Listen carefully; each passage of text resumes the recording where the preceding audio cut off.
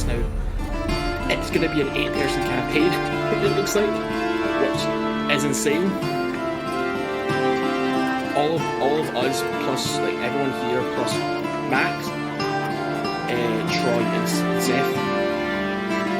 I would like to have more diversity. Like some people doesn't look like just like a bunch of white guys and a bunch of white like straight guys playing D&D. But like, what are you gonna do? That's not what I meant. Michael, that's the opposite of what I just meant.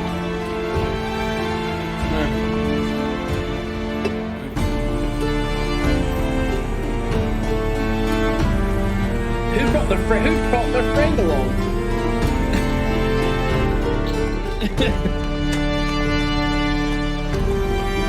And that's the last joke we'll make there.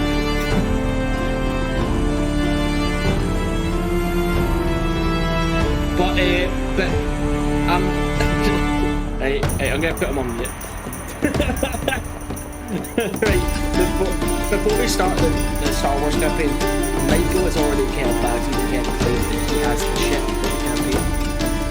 So like Michael gets to make the ship and like gets to send me and all that stuff. Right, Michael?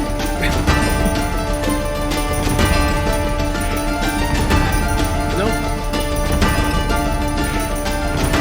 I would say based on your guy, it would be like a fucking freighter, it would be a fucking Star Destroyer.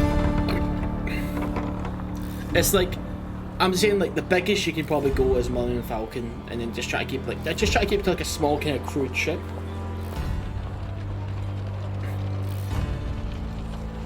Why is there, Lauren? Why do you have a duck? Right, Lauren. What you've just said, there is the worst thing you ever could have said. I'm gonna put this on now. For any reason somebody feels the need to put a sound effect on during the D&D campaign, I will kick you from the chat and your character will die of a heart attack on the spot. I don't care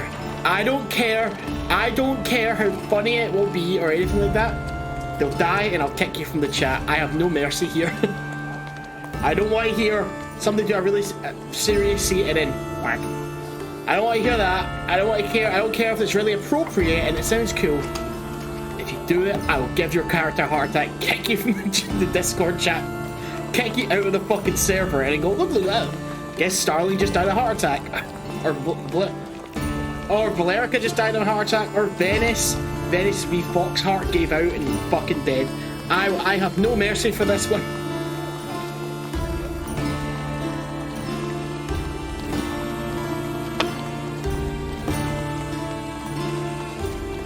Yeah. Okay.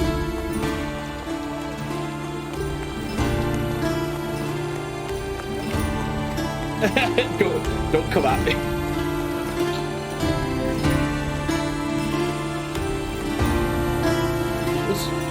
We'll see. Right. So is everybody here? Right, that's good. That's good. Both streams good. Right. That's what I'm doing.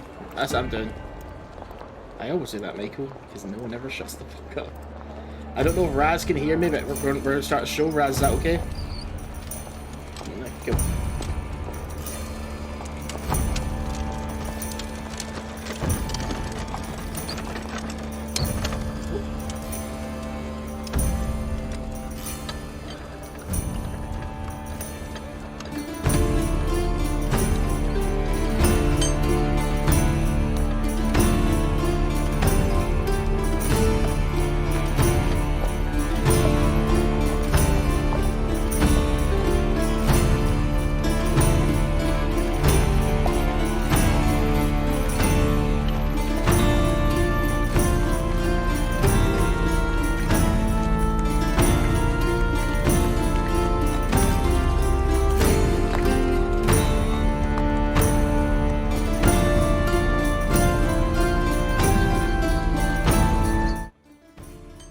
Hey, I'm just gonna make sure I'm making test of everything before I go on a fucking rant, and nothing works. Hello and welcome to Know Your Role, our D&D show. I'm the Dungeon Master Eoin, in charge of all the game stuff, and this is my game. I get to invite 6 lucky individuals who get to spend their time crafting unique characters, and then I get to make them cry about it.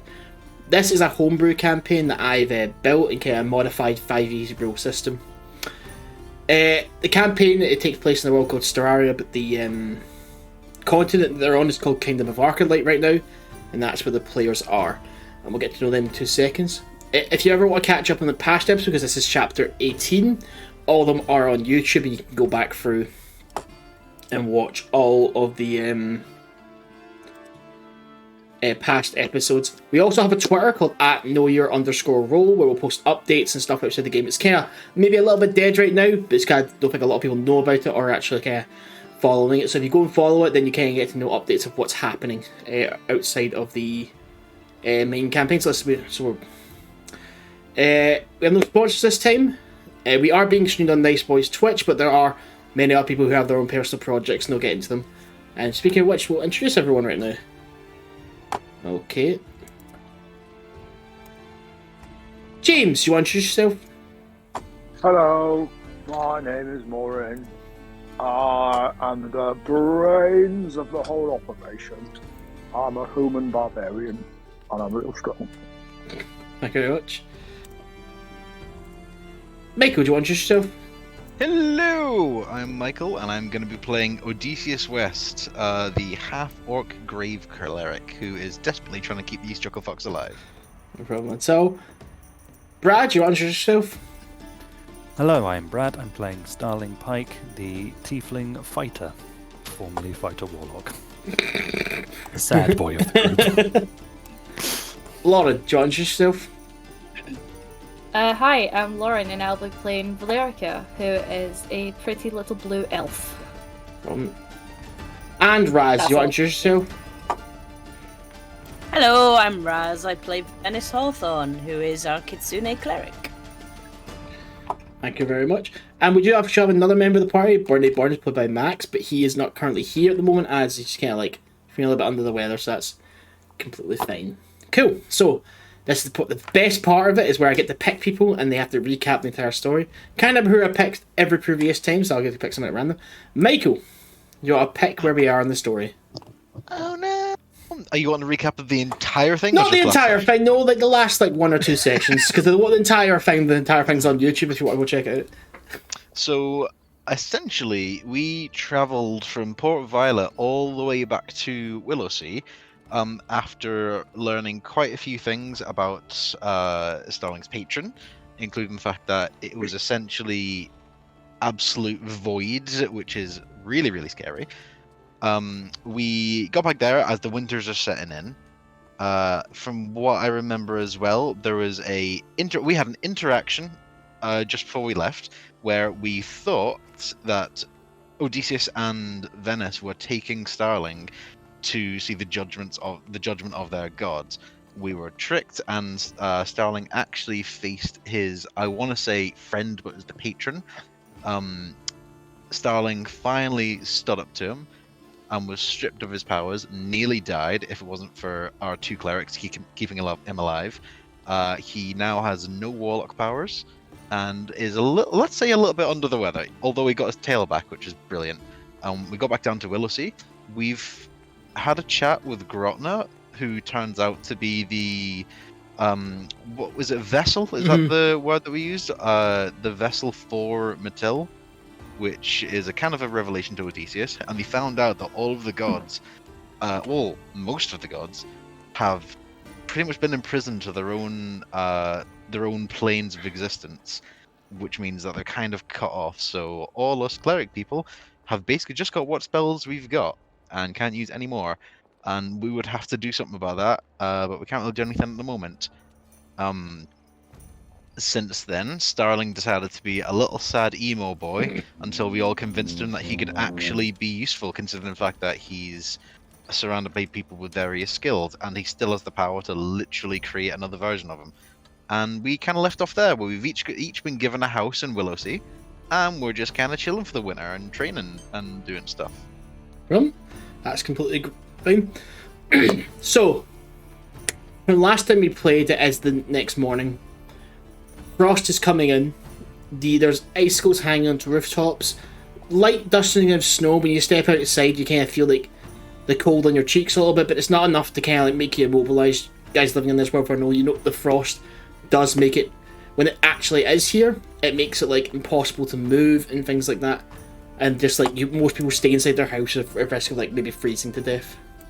So everyone is just kind of, when you step outside now, you kind of start to feel a little bit, kind of keeping yourself a little more bundled up and stuff like that, and keep yourself warmer. Some people that watch have kind of like come a little bit kind of lazy, or kind of a little bit unhappy, obviously, because they're out in the snow and they have to kind of keep watch and whatnot. The ship that came, the small kind of sloop, I'll say ship, it's kind of a small kind of like fast, nimble sloop in the harbour. The watch have started to kind of take apart for wood and stuff like that, and see if there's any supplies on board. Birch stands in front of Burnie's house, so like you get all recognise that there. Before you guys come out of their house, I'll ask each if there's anything you want to do. So, James, is there anything you would like to do? It's now about 9 in the morning, kind of sun's in the sky. It's coming through, but you can't feel the heat from it because it's kind of, the weather's just keeping it so cold. Yeah, there's something I'd like to do. I'd like to go to Starling's front door with the supplies we discussed. Mm-hmm. I'm going to start banging on it really hard. Yep, Starling, you just hear... I get up, I go and answer the door. Mm-hmm. Get up, and I'll throw the first thing at him. Put this on, it's a backpack. Why? Because I told you to, they told me to train you. Fine. So I put the backpack on. Empty at the moment. And carry this, and I'll throw him a woodcutter's axe. Mm-hmm. Okay.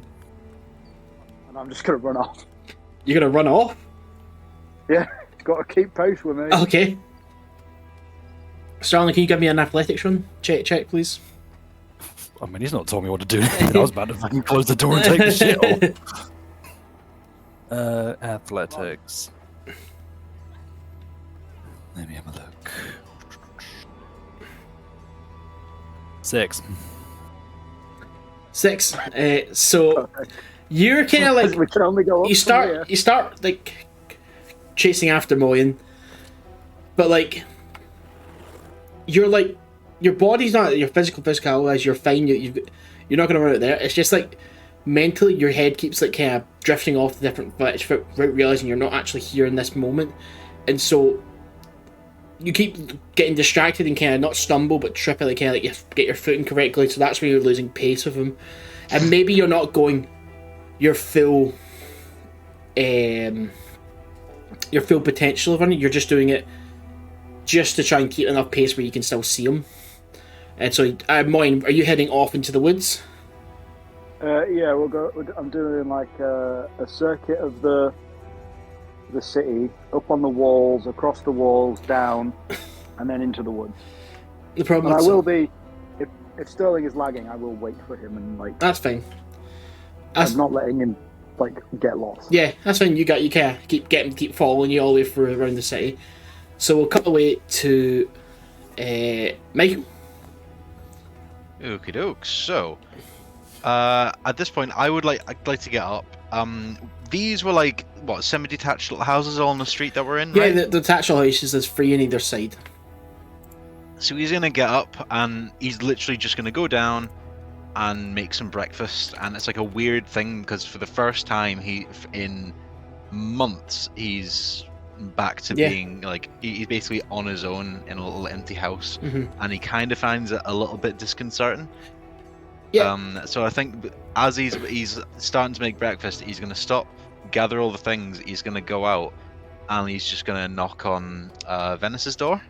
Cool. I just describe, so it's just in case you like ever get ideas. Your kitchen's just got like a little clay kind of oven, just kind of latch. You can put like stuff in and bake it in there, or like cook it. And next to it is just kind of like a nice clean wooden surface where you'd kind of prepare stuff. Underneath that surface is like a cabinet, so you can put stuff there. That's kind of what you have going on there. But yeah, you go out and you're gonna go. So There's Raz. Well timed. Are you gonna go chat in Venis's door? Did you say? Yeah, I'll chat on Venis's door. Cool, yeah. You walk up and kind of give Venis's door a little chat. Raz, are you there? Hello, hello. Yeah. I'm here. You're in your house a little bit, and you hear a knock at the door. Yep, Venis will go to the door. Hello? Good morning. I don't suppose you'd fancy a spot of breakfast? Oh, most certainly. Do you want to come in? Oh, of course. I brought it, and I'll just like hold up any of the rations that I've got. Yeah. It's like we really need to get some food sorted. Yes, I was then- going to talk to Moryn about that, actually. He's very good at hunting. Actually, does he still have any of that venison left? Had some from the other day, right? Did he not say he salted it? This is Michael asking here. Like, He did, but like you guys did have that journey, so I think that was a long journey, wasn't yeah, it? so like, I think there's not a lot of it left.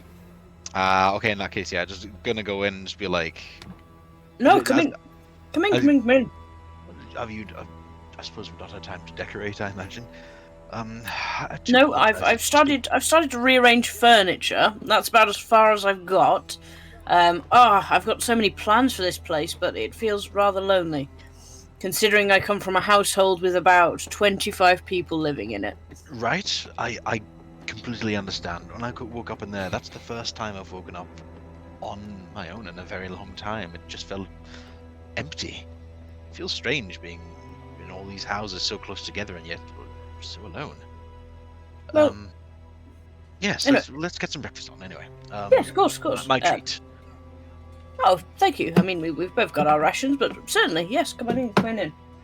And I think just during the morning, I think hopefully him and Venis will maybe just like nice big breakfast, a nice chat, because I don't know if there's much for the priests to do this That's fine. winter besides sit and pray. Venis does sort of pose to Odeysus. He's like, well, I've been thinking about this actually. It's funny you talking about coming from a household that's a bit busier, and myself.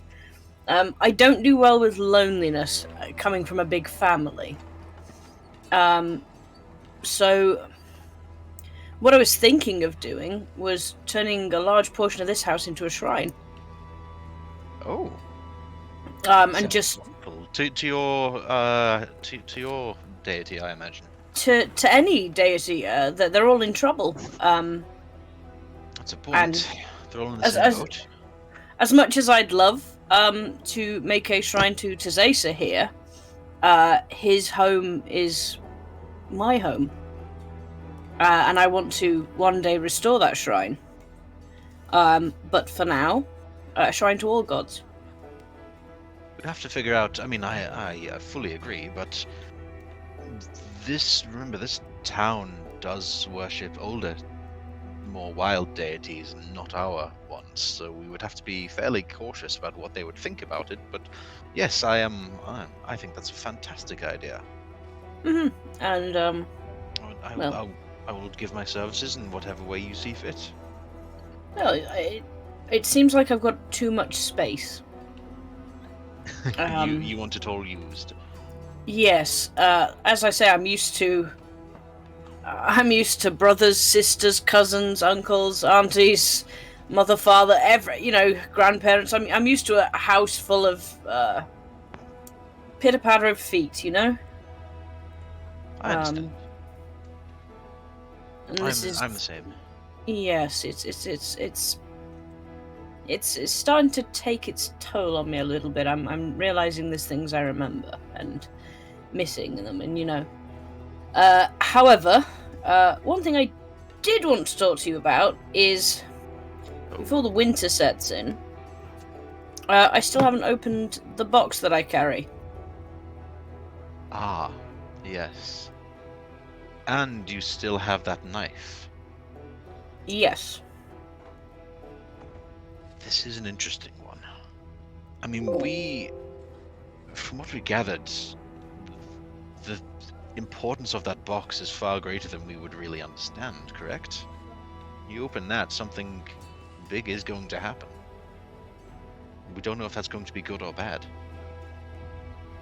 I mean, yes, it seems Sorry, I apologise. I've got chocolate in my mouth. I shaved Sorry, some from we're Olive. eating breakfast. It's all good. Yes.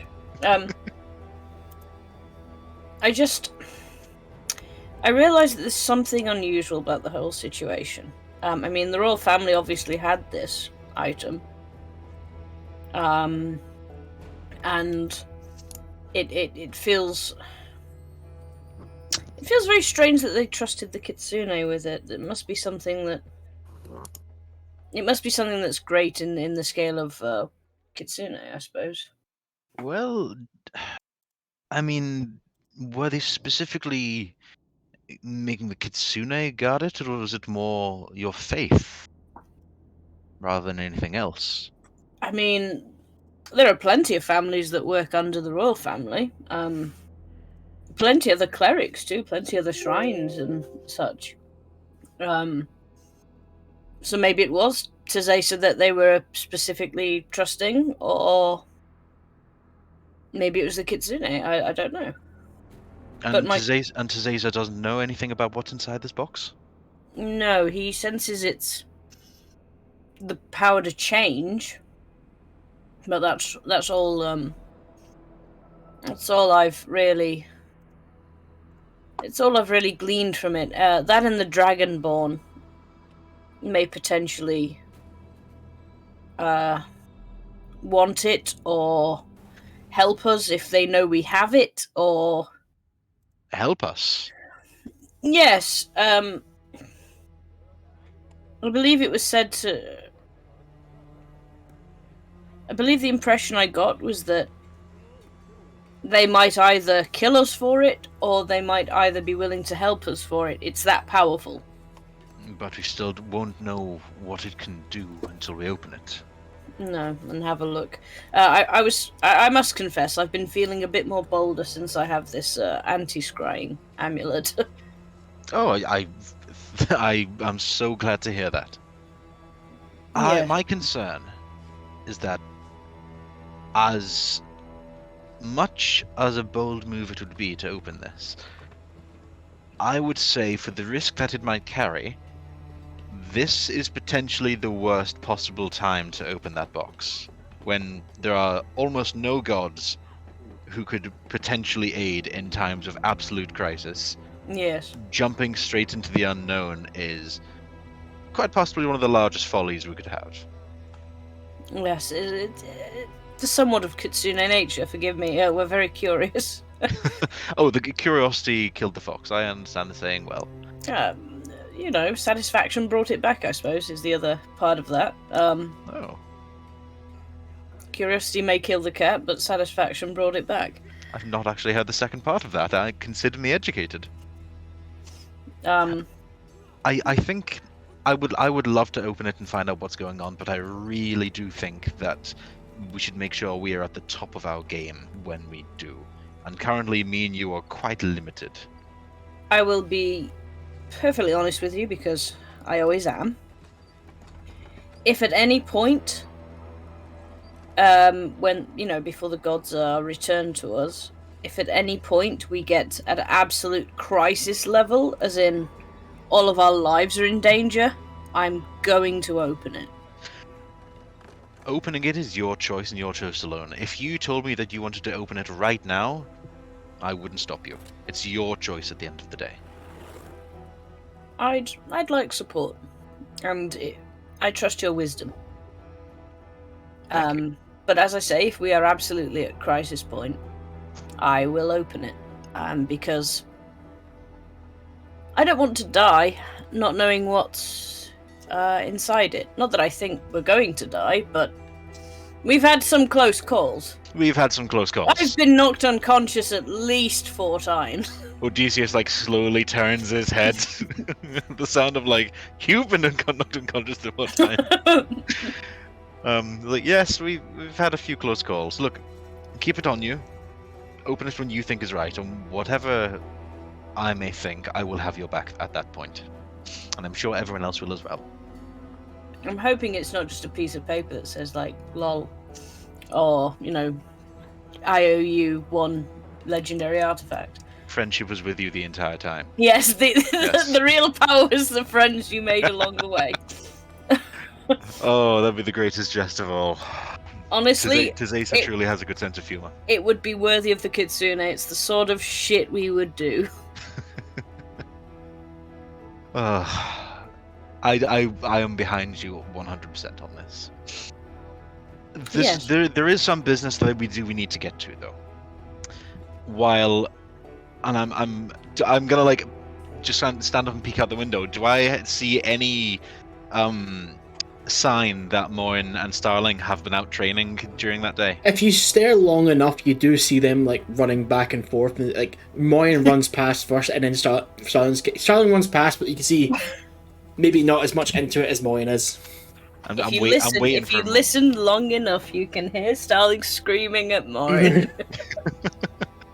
I'm just waiting for the seagull You, song to you just start. hear Donny. He's running backpack. You can hear Donny Osmond in the background going, "Let's get down." Imagine like anytime you see Starling go past, you just hear him like muttering and inferring as he goes. Oh, we're not running past. We're not doing laps, mate. We've got a fucking goal in mind. Oh, but I would like to see that and just go. I think they're going to be busy for most of the day. We were Yes. given a task. You think I gave you an empty backpack to carry an empty fucking backpack? So we were given a task, and I think they're going to be a bit too busy to get to it. We had to sort out a leader for the town. I think we need to meet some of these people, don't you? Yes. There They was- said an old military captain called Hercule, an old beetroot who's a druid. Yes, the druid who lives just outside of town. And honestly, the sooner we do that, the better. Because if he's outside in the woods, the worse snows gets. Well, you might want to get there early. I think it would be nice to wait until until they are done training, or at least having a break. I think Starling could use it. Yes. But yes, I think we should get sorted and get ready to head out at some point. The earlier we do that, the better. Of course. And maybe let's check on Valericia.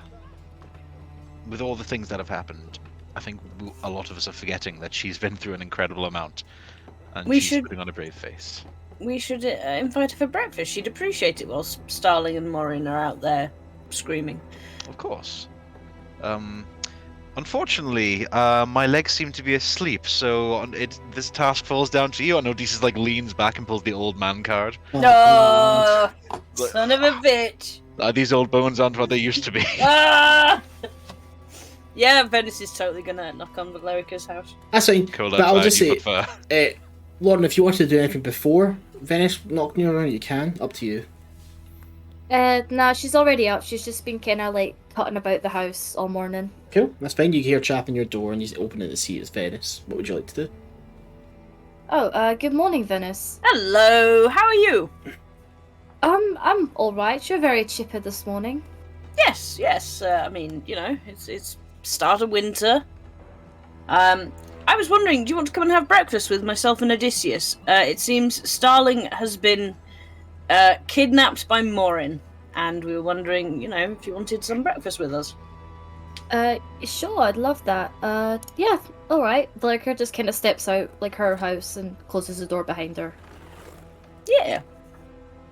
I take Valericia over to my place. Okay, yeah, you Odysseus is in there. You're sitting around the table, just kind of eating whatever breakfast there was. Go ahead and talk about what you want to talk about. At some point, I do want to be like, Valericia, I just wanted to check. We've all been through an incredible amount this past month, but I would say none more than you.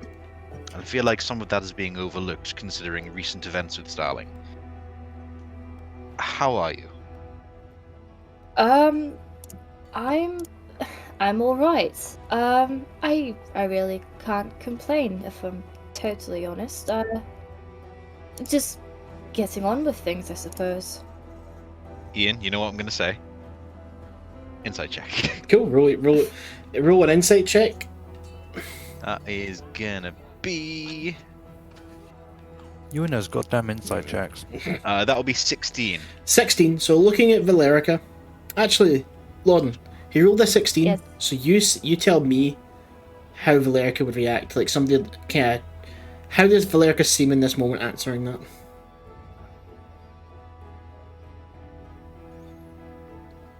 Hold on. I'm messaging you. Okay, yeah, I don't know why you made you say it. Oh, okay. So like Valerica, like she is fine, but she just kind of has that slight expression of like I'm not telling the whole truth, and I don't want to. She's hiding something. Hold her down. Interrogation time. Break her legs! They cast illumination and go like, I know you like. Good priest, bad priest. All right.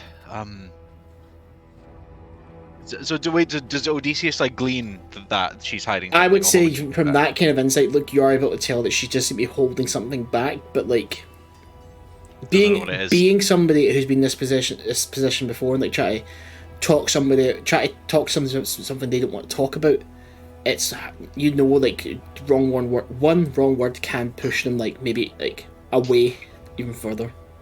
Yeah. No, all right. Fine is a good state of mind, but I suppose one can always be better, right? Yeah, you are correct. One can always be a lot better. So I suppose what I am saying to you is, we have this entire winter. What do you think you could do this winter as a project for something that what can you fulfill? I mean, Starling is obviously trying to become, in his words, not useless. Me and Venis are going to put effort into making a shrine here and maybe try and plan what to do about this god situation. What are you planning to do through the winter? And how can we help, more importantly? I haven't really thought of it yet. I was thinking of maybe trying to get a bit more well practiced in archery. Just try and brush up on my skills, I suppose. Nothing too fancy. All right. I mean, forgive me for prying, but you're... I was about to say condition, but that's not the right word at all. The thing that you have as an Eladrin elf of changing seasons and this coming back to life thing, don't you want to know more? Don't you think this would be a good opportunity to find out a little bit more about yourself? I mean, of course, I'd love to, but where am I supposed to find that information out? We're not exactly well researched, are we? Didn't you sell your old body to somebody whose entire life purpose was to research that? Well, yes, but I don't exactly want to pop back into his shop when he's been dissecting my corpse. That's fair. I understand that. Well, whatever you do this winter, whether it be the archery or whatever, please remember we are here to help. I will, and I appreciate that, Odeysus. Thank you. And I apologize for prying. No, not at all. It's okay. We just want you to know that we're there for you, no matter what. And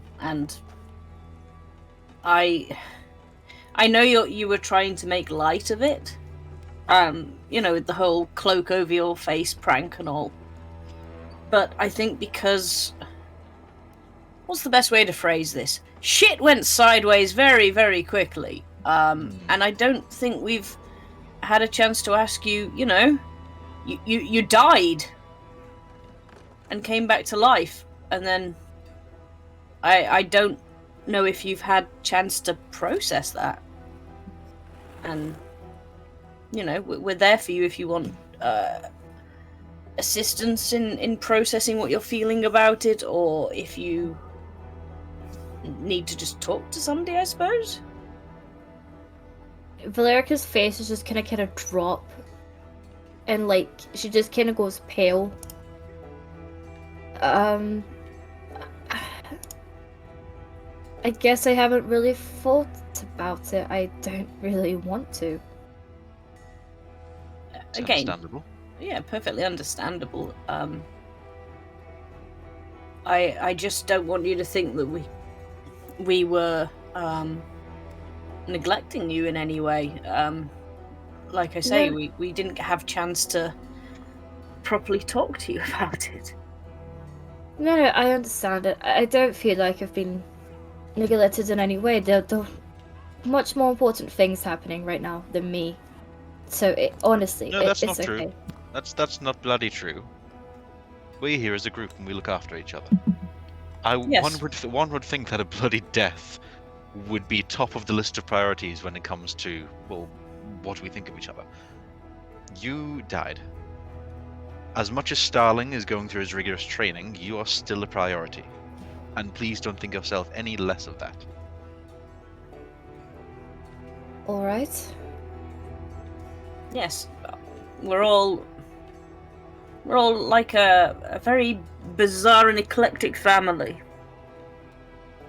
We are indeed. And you are important to us. And I don't want you to... I don't know, I don't want you to feel like we don't care. Because we do. A lot. As I say, Don't worry, Venis, I don't think that at all. I would just rather everyone's, comfortable and happy. I can deal with my own problems. Not that I have any. But the whole me passing away, coming back, that I don't really understand it, hence why I haven't really thought about it. I don't want to. I just kind of want to leave it as is. I suppose. Well, if at any point you want to talk about it, and tell us, what happened and what you experienced and such, we're there. Thank you. There was one more thing. Yes? Just out of curiosity. So we've obviously met Grotna, and she's a vessel, just like you. She has a god traveling with her. Her connection has went, is what she said. I didn't really get a chance to ask. Is your connection with, was it the wombless mother? Has that went as well? No. I can still talk to her. I just, not to sound rude, Odysseus, but I can't be near you when I speak to her. All right. That's not. You're not being rude at all. But this is a development, don't you see? You're one of the only people who can actually speak to their god right now in the world. I suppose. I mean, my god isn't, she's not a main god, I suppose. I guess that's one of the reasons why I can still talk to her. She's just not, she's not up there with, like, your gods. I can understand that. It's strange. I don't fully understand it, but I haven't really questioned it. I've just left it as is, and if I have to go speak to her, I just go my own way and speak to her there. Could she help us? Breaking the other gods out? I don't think she could. May I drop an insight on Valericia? Go ahead. Fuck's sake. This very much has the vibes of, like, you've caught your daughter doing, like, smoking weed, you found drug paraphernalia in their room, and they're like, the parents are not wanting to say we've went through your room, but they're just trying to get the child to admit it.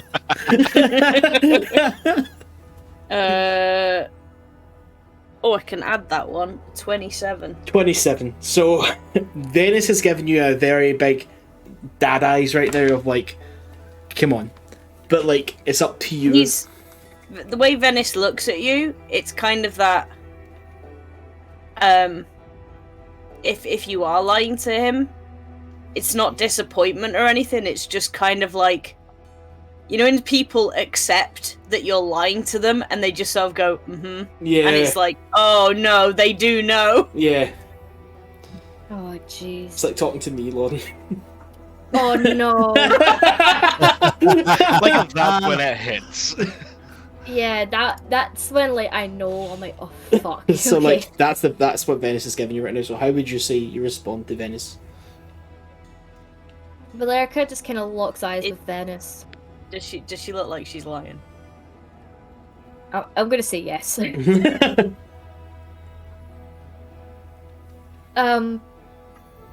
What are you staring at?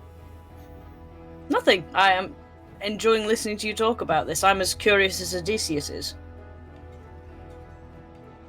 You are in contact with possibly one of the most powerful beings that is not locked on their own plane right now. Do you not think it would be a good idea to have a chat and say, hey, can you help out before another being decides to kill us all? I have already asked. I can't help you. All right. That's understandable. Some gods don't like getting involved in other gods' business. That's fair. That is understandable. It's not as simple as that. Oh? Lurka just kind of like rubs her hands over her face. Mm-hmm. We're not going to judge you if there's something you really don't want to talk about, Valericia. Honestly. It's not that. This is out with my control. So what I'm about to say, please don't get mad. I had no say in this. No, I'm not gonna. Why would we get mad? I could not get mad at you. Well, my god has made a deal that no matter what happens, I will not be hurt. A deal with... Starling's Patreon. No. Yep. I don't understand why. I tried to ask why. I didn't really get an answer other than that Wilma's mother wants to keep me safe for what I have to do. Understandable. You're very important, clearly, to her plan. But what is our plan?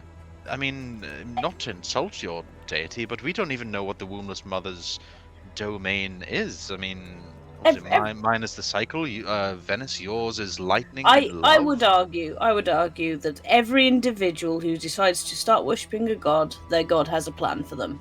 Call it destiny. Call it whatever you will. As we said to Valericia, we won't judge you for something your god did. Oh, of course. I suppose what I'm getting at is, Valericia, I would trust you with my life. You should know this by now. But can we trust your god? Because we don't know that at all. I don't nothing know. about your god. I don't know what she has planned for me. She will not tell me. She told me I have to get to the lighthouse. The what? The lighthouse. For the keys? Yes, the one the little shit goblin was talking about. Yes.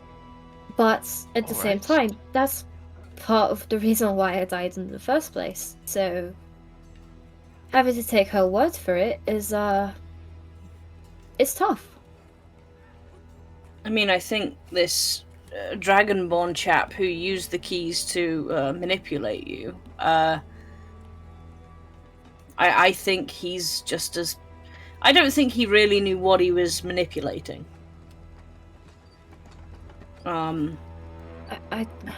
It's clearly part of some big thing, this lighthouse. And your box, of course. The Dragonborn wants that as well. I mean, I can always try and get an answer out of her, but I've had no luck so far. I'm not sure how much further I would get if I kept pushing. What you do now is up to you. But thank you for sharing. I understand that this must have been so much pressure on you. You're the two people, if I had to tell my darkest secrets to, it would be you two. Forgive me, but not Starling? There's some things about me that Starling doesn't have to know. And while we're on the subject, don't tell him that I spoke to his Patreon. Of course. No, we would never. I appreciate that, thank you. This is a priest confession. This is a sacred thing. Yes. We appreciate you being so forthright, honestly. And I apologize if at any point we've given you reason to think that you would, be too afraid to tell us something. No, I do feel comfortable. It's just I'm done hiding secrets. But this one, especially involving Starling's Patreon, I can't. Yes. It would, yeah, I understandable. 100% understandable. You're being safe. Can't blame you for that. Well, I appreciate you both listening. I really do. I mean, apologies if it seems that our breakfast has turned into an impromptu interrogation. I do apologise. It was, we were just checking in and seeing if you were all right. Well, I do think I have a way of cheering you up. Oh? And Odeysus is going to stand up and look around. Judging from what... Because we've been in the city before.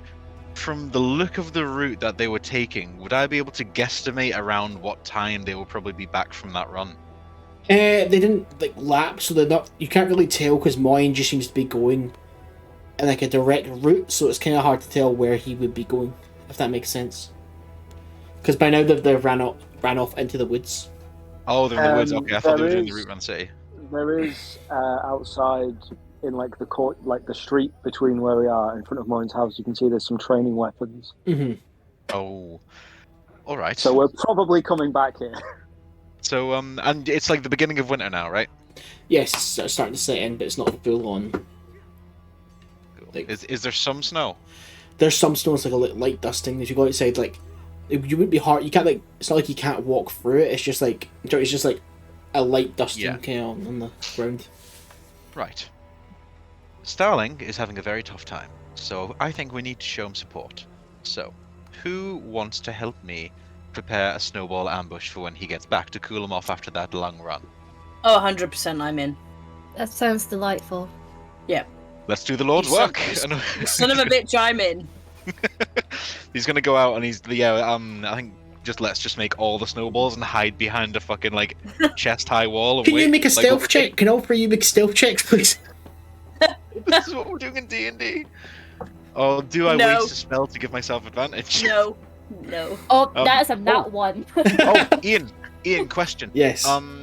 The way that you've got spell sword, so obviously all the spells have got limited. What's the score with cantrips? Cantrips are just you know them, you can just blast them out. They're not from your god, that more or less come from you. That's what I see. Cool. Guidance on myself. Okay. It doesn't matter because me and Valericia fucking Yeah, you guys are operating under the assumption if you can't see him, he can't see you. But you're hiding behind a wall that's obviously you're hiding behind a grated wall, bars on it, and you're they can't see us behind this wall. Right. They can't see all the snowballs that are on the other side on the floor, so that all as far as they know, we're just hanging out. And we're giggling Yeah. Moryn and Starling, you guys here are off in the woods right now. What do you want to do here? James? So, Moryn is leading Starling around, looking for a deadfall tree, a tree that is deadfall. But on the way, he's occasionally stopping, taking out the woodcutter axe that Moryn has, because he's got the same kit on as Starling, and he's using the back of the axe like a hammer, and hammering snare traps into the ground.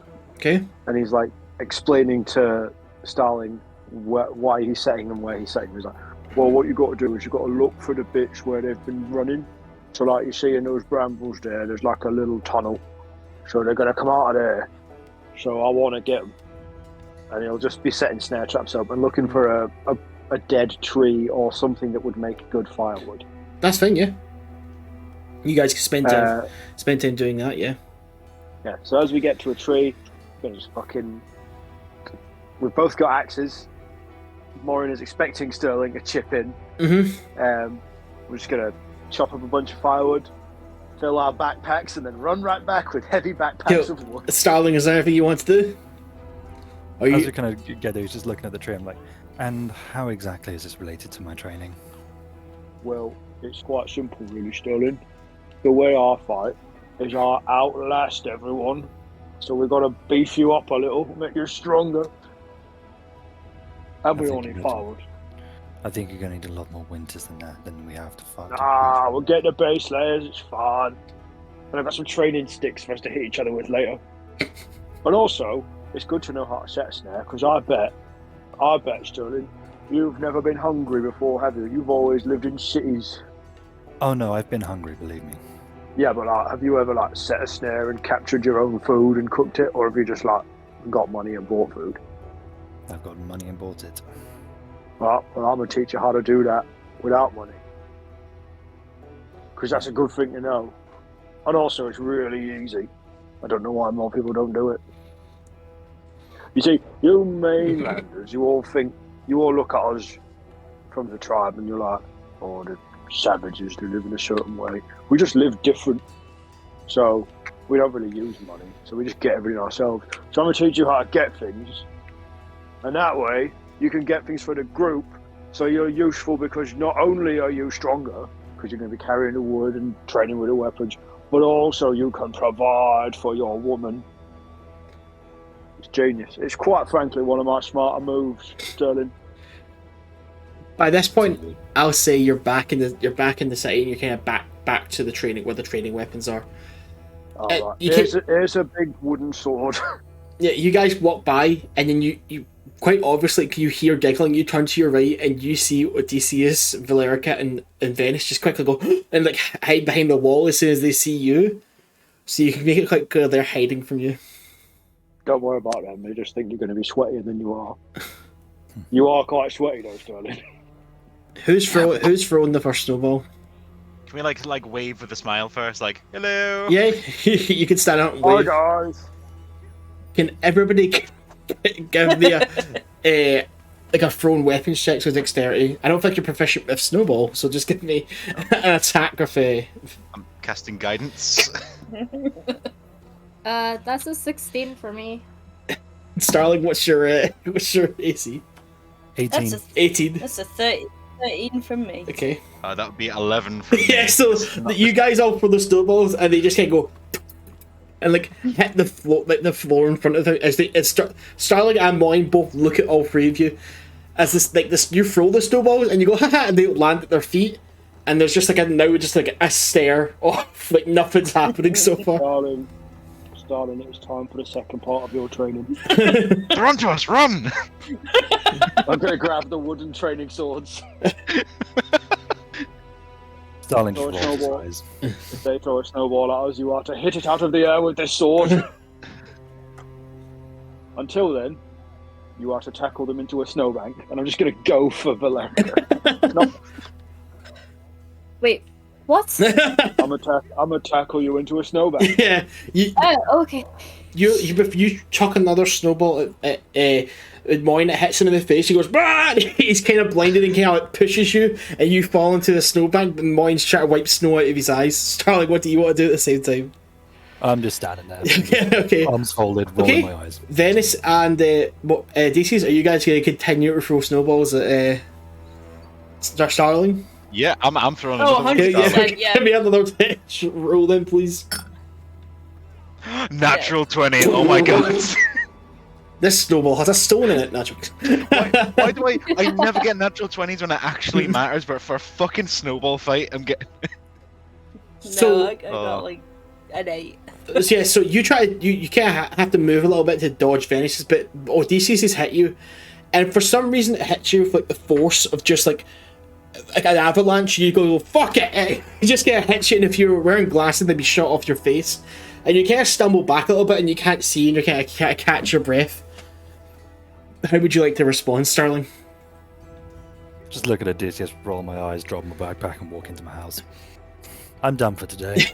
Whoever's idea this was, I only agreed to it to shut you all up. You kind of turn around and start to walk away. And Moryn's laughing because he's pushed Valericia to the floor. Valericia, you're kind of a little giggle out. You kind of hear off to the distance.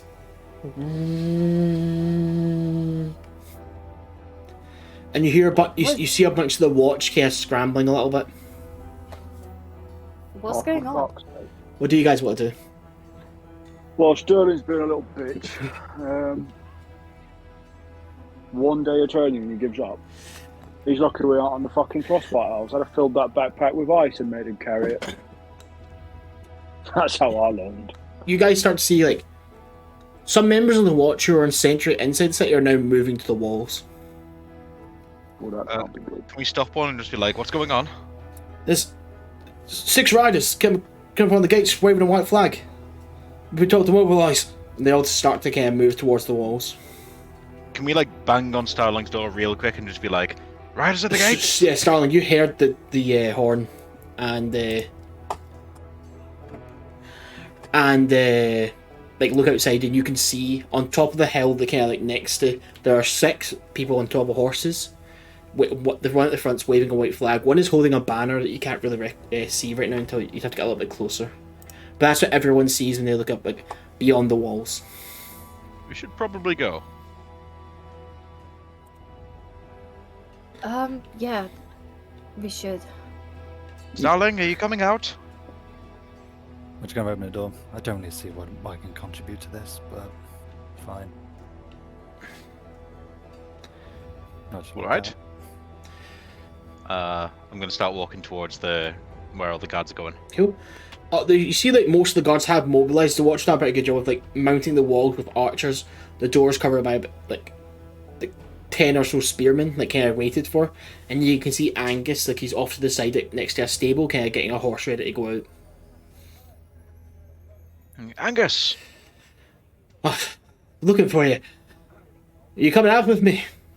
What's going on? Who are the riders? Not a clue. I'd assume bandits, and you can see he's kind of like fixing a saddle to his horse. Bandits, maybe the pirates we've been fighting. Could be anything. Best Have you got a horse for us? Got horses for us, I suppose? Do you have horses? No, but if you're all riding, are we just going to walk and meet you there? You can walk beside me. Yeah. That sounds good. Right. So he kind of finishes saddling his horse because he kind of gets you all to huddle up around him. It's just you 5. Yes, Mr. Bremlin is having a bit of an off day. He's staying in. There. We don't know what they want or who they are. Let's just let them talk for as long as they can. See what the full deal is. Then we can make it. We can ask to hail a small interval, go small feet away, and discuss what our options are there. Agreed? You're in charge. I want to make sure no one cuts off or tries to annoy them. We don't want any bloodshed here. We just want to find out why they're here. Is this understood? You're the boss. Absolutely. He looks at Starling. Starling Yes, that's fine. looks at Valerica Yes. and looks at Moryn. So no violence. I'd prefer it not. If they start trying to fight us, fair enough, defend yourself. But let's not start any. Yeah, alright. Okay, he gets top of his horse and leads you out. Slow. He doesn't like ride his horse out. It's like a slow kind of walk up to them. As you get up to them, you see there's the one in front waving the white flag is actually a tiefling, red-skinned. His hair is black and braided, and it looks somewhat greasy. And it looks like that kind of way of like somebody's hair is a different colour, but he's dyed it black, and you can kind of see his roots. He's kind of ugly, kind of lighter roots are coming in. He's obviously, and his teeth, as you get a little bit closer, kind of yellowed and kind of gnarled a little bit. Couple of small scars adorn his face, and a little bit ugly patchwork stubble on his face as well. Sat atop of kind of a horse that's kind of strained and looks a little bit kind of like it's about to fail. As soon as you come up, he drops the white banner. Behind him, you see 5 other. What you can make out is humans. They're all wearing helmets. They're all kind of wearing leather helmets, so it's mixing human, half orc, some elves as well. They're holding a banner, and on the banner it's like it looks like an anchor with the sea on either side, just kind of coming across it. Within the anchor is just like a small kind of like reddish kind of orange fire that emanates around it.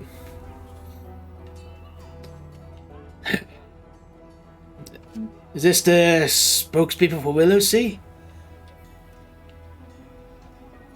Angus just kind of looks to you guys as he's kind of letting you guys be the spokespeople.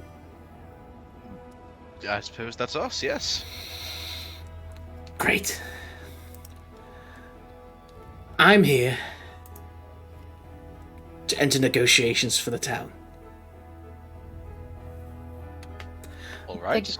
My name is Fawn, and I work for Khan the Unbroken. The Dragonborn. Khan the Unbroken. Oh, Khan the Unbroken, sorry, I misheard. No, that's fine. Right, so you can't have the town, but we're all in agreement to that, yeah? Yes, that's pretty much You've it. not even heard my terms yet. All I know, let's listen No, to his that's- terms. Listen Alright. to his terms. Khan the Unbroken, pirate warlord of the seas, master of the tides, has come to you with some offers. Khan does not want an outright fight and more bloodshed for Velisage, and has already been through quite a tumultuous time. So Khan is ready to come with an offer. Khan is willing to offer you, for the town of Velisage, 5,000 gold, 10 horses and 2 wagons, and the right to trade in Velisage after the winter. But if you take this, you must leave Velisage. Khan's second Well, offer... you just said that Khan doesn't want to fight. No, but Khan's second... Right, well then, Khan doesn't get it. The only way he's going to get it's with a fight. He doesn't want to do that, so that should equate to you fucking off. Khan's second Is that- offer. You can all come under the service of Khan. Khan. You will place under a magical bond to serve him. May serve him any way you see fit. It's under his guidance. Under his service, though, you will be housed, fed, and cared for, and be paid a wage of 10 gold a day. However, if you refuse these, Khan will have no options but to lay siege to the town of Velisage and kill all inside with no exceptions, and you will feel the full force of Khan's great liberating army. Good question. Yes. And Odeysus is going to glance about and sort of point to every single member of the party and just go, have you heard of Khan? Have you No. heard of Khan? You heard of Khan? Valerica, have you heard of Khan? Angus will say, No. I have. And he kind of looks straight at Thorn. Angus, what do you make of this? You're an experienced man in these situations. Should we be worried? We should step aside. Thorn, if you would let us. Okay, Thorn just gives a nod. You gets you off to a couple of feet away, and Angus gets off his horse and goes, we're right in it now, lads. I fought with Khan in some rebellions against the Arcanite family. Khan... We can't be all... Khan's an Can't be all... idealist. Sorry. Sorry, he can't be all that. Look at the fucking state of his spokesperson. His horse can barely stand up. They're desperate. Last I heard, Khan was amassing an army, so I don't believe these 6 people are a representation. Yeah, What but the they're the army ones he is. sent to threaten us and look They're the ones that's supposed to look the most threatening, right? They're coming in to make an old... what's that word? Ultimatum. Yeah, if they're here to do that, they have to look their best, and they can't even fucking get a horse that can take the weight of a scrawny tiefling. They haven't even all got horses. The army is one thing, Khan himself is another. Khan What is he? Khan is maybe one of the last surviving full-blood orcs. Oh. A mountain of a being. He also, even with that said, a master tactician. He didn't lose the last rebellion, his leaders did. He was able to beat the Arcanite Navy in every single engagement. those who do not follow him because the fear fully believe in his ideals. So whatever Thorn is saying now, we should take into heavy consideration. Thorn's clan is backed up by 2 very good lieutenants. One being Thorn, we've met now. The other being Mako. Mako is quite possibly the best helmsman there's ever been. He's also one of the Ganassi, so that being said, he knows quite a few things. Right. So his biggest strength is his 2 lieutenants? Himself is lieutenants in his army, but I don't know how many numbers. How many people are here right now, Ian? There's 6 standing there. Well, 6 on horses. I just fucking killed a lieutenant here, and then we've got 1 less thing to worry about. They waved the white flag. I don't know where you come from, but out there's a respect. We're not killing anyone if they're waving the white flag. Well, he put the white flag down, didn't he? Still, he's come under here to speak. He's not come here to attack us. We should pay him the same respect. There's a certain moral decorum one must follow, Moryn. That just sounds impractical. It's about honor. Surely I understand that, don't you? I think we should ask for a day to think about this and come back to him tomorrow with an answer. Of course. Mr. Thorne? Yes. This decision isn't really down completely to everybody standing here. We would have to put it to the townspeople. Of course. May we have a day to think about this? That is fine. We shall return to our camp. Please send out only 1 messenger for your answer. No, I don't think that's going to happen. When we want our answer, you can come back here. We're not about to send 1 person to a camp full of pirates. We may be people in the middle of nowhere, but we're not fools. If you want an answer, just come back at the same time tomorrow. You question my honor. If they come waving a white flag and discuss the terms, that is fine. And we shall send them back unarmed. I understand. Well, where is the camp? Our camp? Our camp is about half a mile into these woods, and he points just in the direction. I'm not questioning your honor, sir. You, forgive me, are a pirate. You make your living on killing and stealing. I'm not questioning that much of your honor. I'm denying its simple existence. I know for a fact that if I went to your camp, I would leave with less than I had. Therefore, I'm not going. And I'm not sending anyone to be such a fool. If you want an answer, come back at the same time tomorrow where there is no risk to either of us. Or get no answer. Fair. It makes no difference to me. Fair observation. But I'll take this. Angus and his watch aren't exactly any more honourable than any other sellsword. That may be true, but they have yet to slaughter us all and rob us. We've paid them for a job, and so far they are carrying it out. I'm safe plus in they their killed care, a and I'm bunch with of you. your guys and stole one of your ships, so I doubt they're going to think, oh, these guys will be a better bet. You're probably just as angry with them as you are with the people in Willowsea. This is what the capitalistic thinking gets you. Paid But for we're not- services rendered. If this is how you want to we're have not here things, to have this discussion. if this is here, how you want things done, we shall come back tomorrow around this time. Otherwise, we will take. Splendid.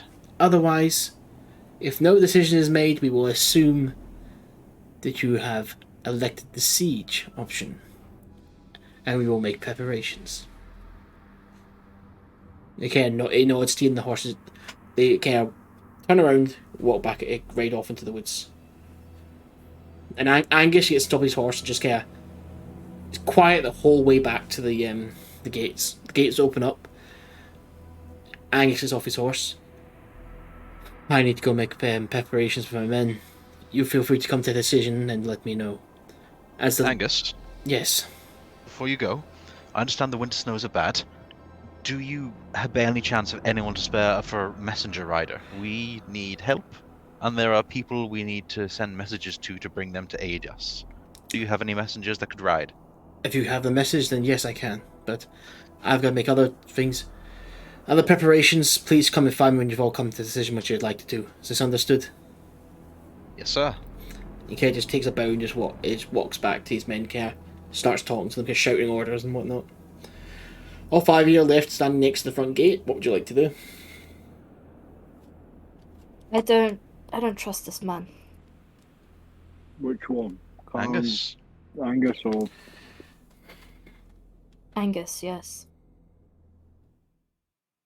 I mean, I wouldn't trust him either, but right now he's in our... Well, we've paid for a service for him. And mercenaries and pirates are very different. Mercenaries have a reputation to uphold. Yeah, If he were to betray us now, no one would hire him again. And if he turns on us, he doesn't get his thing out of the vault. That's true. He's got incentive to fight alongside us. If you're sure to trust him, then so be it, but I have my doubts. I don't think I would consider it trust. I would consider it mutual benefit. We are benefiting in not being killed, and he is benefiting in us carrying out a service later on when we're alive. If you say so. Currently, we need to figure out if we can get anyone to come and help. What happens if Angus just suddenly decides that he's going to run? Then he's a bitch. Well then, frankly, I suggest Willowsea run with him. Without Angus, we have nothing. You have... Why don't we just take all the watch and anyone in Willowsea that can fight, go half a mile into the woods and kill them? Because I highly doubt the entire army is camped out there. I would say it's probably just a small camp. Well, then all the more reason to kill them. I don't think that's going to help us in the long run. Make me feel better. Well, who do we know that could come and help? Morale is a very important thing, Starling. Not Starling. Odeysus. Sorry, I was used to addressing Starling as the naysayer. Look, who do we know that could come and help? Didn't you meet another mercenary group out there? You said something about... Yeah, the Dragon Slayer people, but most of their people died. But I tell you who I did meet. A bunch of my cousins. How many? Enough to defeat an army? Do you think 12 me's could beat an army? Do you want an honest answer for that question? Yes. Quite possibly. Yeah. Well, they're all camped out in the secret hiding place with the fighting ring. So that could be... You talked about you met goblin mercenaries. I never met these ones. Would they be willing to fight? What goblins? When you went to bury Valericia, you came back talking about how you travelled with goblins. Oh, that was when we were collecting Valerica's body. We was did with meet you goblins. lifting barrels of shit. Oh, of course, yes, Moryn. Yes, you were with us. But so those people that you travelled with, they were mercenaries, were they not? Yes, they're available to hire, I suppose, but... If you can call them mercenaries. Oh, were they that bad?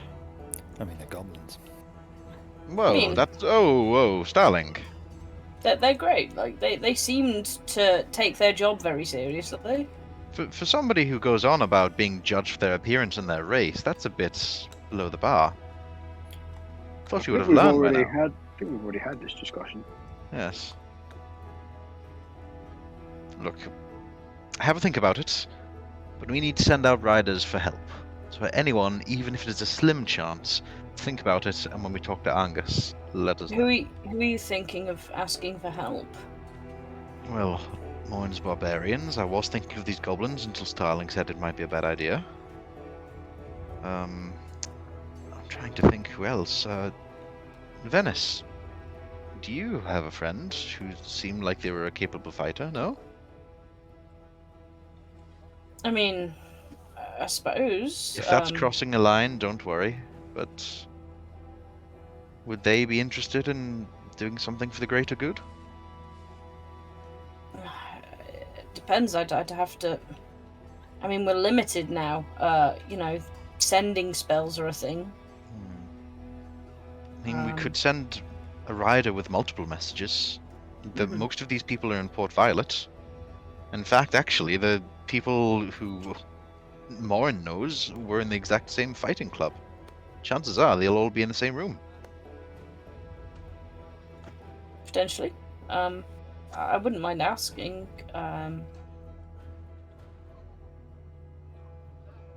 Is there anyone else? I mean, I don't suppose anyone from Port Violet would help us, would they? They want to see this town get destroyed. Can't really think of anyone else. The only thing I can think of, I mean, Port Violet might give us aid if they think that there's a real chance of an actual pirate town being about 2 weeks south of them, or less. They're not going to enjoy having a pirate stronghold just down the coast from them. They'll just siege it later on if it becomes an issue. They pretty Yes. much said as much anyway. Yes, that's. That was. I'm saying this in the nicest way as possible, Starling. That was your father saying that before your mother was killed, when he was in a very bad mood.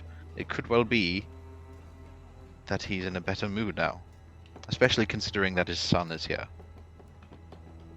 And believe me, he does care for you.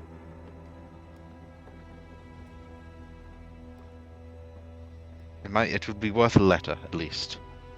I think we should definitely gauge Angus's reaction to this. For all we know, he could be about to tell his troops to move out. That's right. On the one hand, it means that our contract with him would be null and void. But on the other hand, Willowsea will get fucked. Trampled. And the only other option is, well, God forbid it, maybe we need to strike first. I mean, if we know where these people are, we're not going to kill an entire army, but we have names, we know people that are going to do incredible amounts of harm. It could well be that Angus suggests going for them first. Well, it's not really my area of expertise. As Moryn might say, seems logical. We should probably see what Grotner thinks about this. Exactly. Should we head I there could now? challenge their leader to single combat, because that always goes well. Well, why don't we speak to Grotner first? Yes, let's go see Grotner. And start heading towards Grotner then. Yeah. I wouldn't fight at all. You guys all walk over to kind of Grotner's house. She's in there behind her desk, so just kind of putting plans together. Oh, can I help you? Have you heard the news? The horn. I assumed Angus would be taking care of that, and he'd come and tell me later, but he's not been in.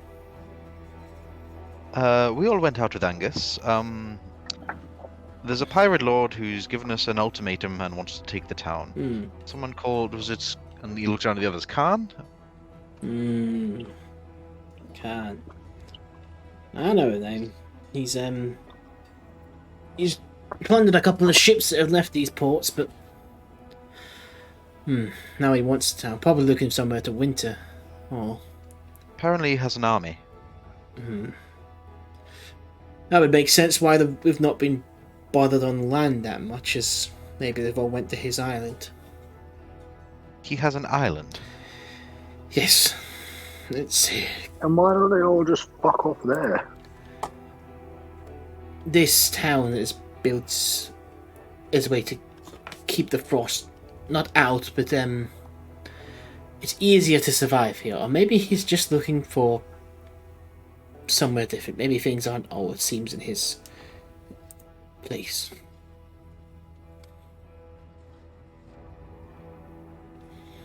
Well, Angus came back into the town. Hmm. What would you recommend? We need an answer for them by tomorrow of whether we're going to abandon the town or become subjects or just sit back and let them slaughter us. We need an answer. I'm not skilled in warfare, as it were. That's an Angus's domain. It depends all really what his expertise really come down to. But was it just did they come over to tell us there was going to be some sort of siege, or was there any other? They said it would be a siege if we didn't choose any of the options that they offered, which was that they would pay us off to leave Willowsea, or we could become their subjects. They also said if it was down to a siege, they would slaughter everyone. How? I just want to know how much did they offer? 5,000 gold, horses, and carriages. Am I missing anything? Well, if believe it or not, for a town, that's piss poor, but I guess we're not really in a bargain position. Exactly.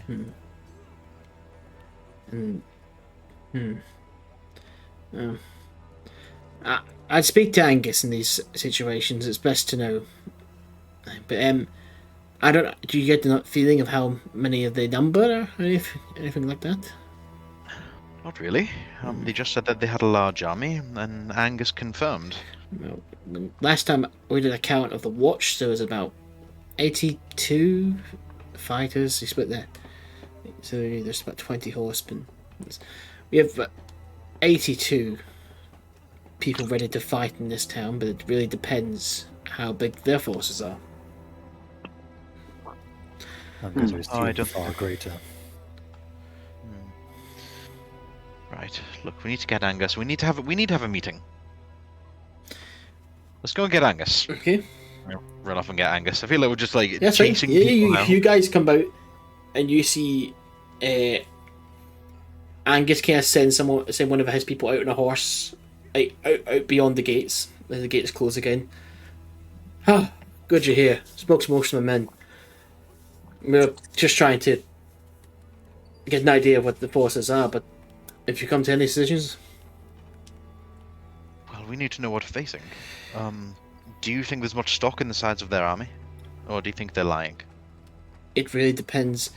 What really matters is, like I said, Khan was quite good at using people's confidence against them.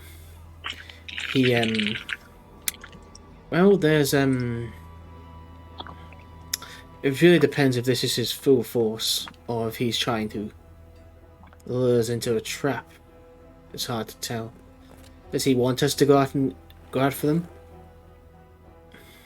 Or do you think he's goading us into an attack first? It's hard to know with Khan. Is that smart? I met Khan in his second rebellion. And the man, he knows a thing or two. Everything I knew, I learned from Khan.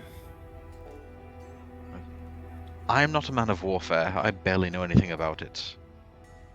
I think the rest of us, we've fought, but I've never fought in a war. I wouldn't really call this a war, I'd call it a battle is what I'd call it, but Angus, yes. forgive me for my impudence in this matter. I'm much like Odeysus. I don't have much experience in warfare. Mm-hmm. But if we chose to fight, would you fight against Khan in this situation? I would have to. We're against each other in this way. Given the choice, no. But I've been promised to hear. He has his own ideas. Khan's always had an idea of. Well, we'll go into Grotner's shop so I can explain this. And takes you back to Grotner's shop. Everyone gets a chair, sits around Grotner's desk. Every time Khan has rebelled against the Arcanlight family, it's been for his own ideas of how things should be run.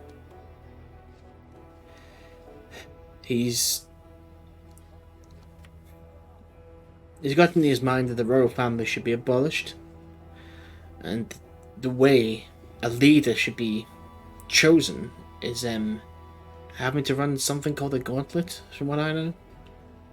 But that's his domain. What's a gauntlet? He talks about it a lot, but he's never really explained it all that well. I wasn't anywhere near him. I was more of a foot soldier during those days. But Khan, he's a different sort of beast. Don't know if you've ever seen a full blood orc in action, but it's terrifying. Beyond belief. But then depending on his numbers, it really depends on what my people come back, my scouting party, and what's at this camp.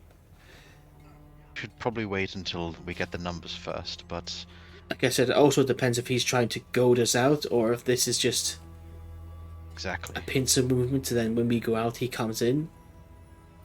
It's hard to say with Khan. I have a question. Do you think? Yes, This is not his first attempt, correct? he's been in 2 rebellions so far, from what I know, yes. Do you know what the cause of the last two's failure was? If there's anything you can pinpoint. The to first leak. one was the first uprising was a surrender to come to terms. The royal family, they gave up some power, and the opposing side, they got what they wanted in the end. Not exactly what they wanted, but somewhat. The second time was Khan was put in charge of the naval forces for the entire uprising and bested the royal family's engagement, almost just completely destroying their fleet. But on land, things did not go as well. And without land support, Khan was driven to his island and stayed there, gathering forces. It seems that people thought maybe he was planning another uprising, but who's to say? For the last couple of years, he's kept to himself. So Khan worked for someone else. For the first 2 rebellions, it was more of a group that came together, wanted the Arcanlight family gone, but he was not in charge each time. This time, it seems like he's in charge, yes. Well, then why would he be attacking Willowsea? Willowsea is not part of the whole Port Violet situation. Isn't Willowsea independent? It's either he has somewhere to winter and he'll leave come spring, or he's wanting a foothold into a bigger invasion, and Willowsea is quite a perfect place to do it. It's got People fortifications. don't want that. And it's easy pickings right now. Indeed. You said he was part of a group initially. He was part of 2 rebellions, yes. Do you know if any other major players in his last 2 rebellions are still alive? I know he's got 2 lieutenants from the mercenary things. He's got Fawn and he's got Mako, but I don't know much. The stories about them differ, and it's hard to say what's true or not. I was just wondering if we could find any of these other members of this previous rebellions who were no longer affiliated with him. They could give insights into him and provide an advantage. It'd be nice to have that, but I don't think... If they've set out camp outside, I would imagine it's also somewhat of a blockade. So I don't think we'll be getting any support in or out unless a messenger can slip by, but to me this seems like a blockade. On land and sea. The best way to claim up pliers is to surround it. Tell me. I understand he's a pirate, but does he have any honor, any traditions? Khan's a man was very much for honour and traditions. He praised some god that I don't really remember what it was. Like I said, I wasn't really around them that much back in those days. But I know he's quite often seen as a religious man. I have an idea. Mm-hmm. Why don't we, if he respects religion, and he respects tradition, and he doesn't like the royal family, when we see the messenger tomorrow, we tell him that there's a potentially other option, and that we would like to have a small meeting with Khan himself. No violence, no armies. Khan and a handful of his men, and us. With the religion there, he will respect our 2 priests. And with tradition, I'm fairly sure Moryn here can understand the idea that there are some traditions that you keep close to your chest, and some that you put forward as part of who you are. Hopefully he can respect that, and see a little bit of himself in us. And maybe, just maybe, even if we don't get anywhere with talking, we might figure out some sort of weakness in person. We can see if he's up for a meeting, but there's always the chance that this Fawn says no, and we are left to deal with a siege. But- Thorn says no. Thorn says If- no. If his intention is to use this as a foothold, or to simply huddle down here for the winter, can he not be bargained with? He did give us 2 other negotiations, so he is They bargaining weren't- with us. They weren't negotiations; they were takeovers. It was an In ultimate. any sense of the word, yes. And every single offer he made us, he did want the town. That is correct. So it does seem like that is his goal. So I don't think there's going to be any way where he doesn't get to be in the town. And how do you feel about that? I'd rather not be dead, I'll be honest. But like I said, I gave my word, and it wouldn't be worth nothing if I turned to now. We have that sloop in the harbour, but it's not in fighting condition. I don't think a navy battle is on the cards here. No. You said he excels at that. No, he has a massive ship, his flagship, that would decimate, even if it got in close range of the town, would decimate the town.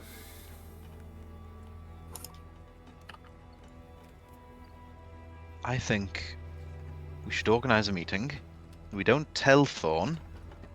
We just write it in a scroll, seal it, give it to Thorn, and tell him it is for the Khan's eyes only.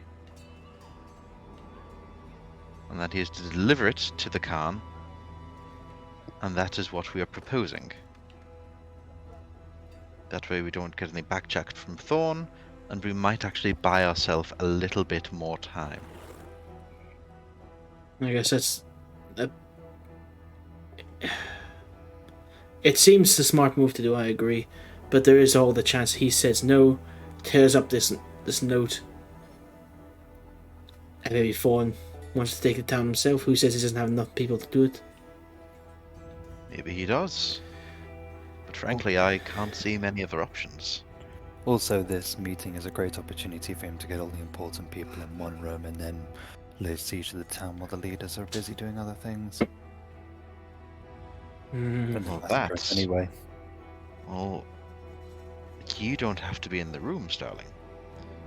You could be outside and you could have your other version of yourself in as a decoy. Who says that all of us have to be there at all? We could have some of us maintaining a good watch.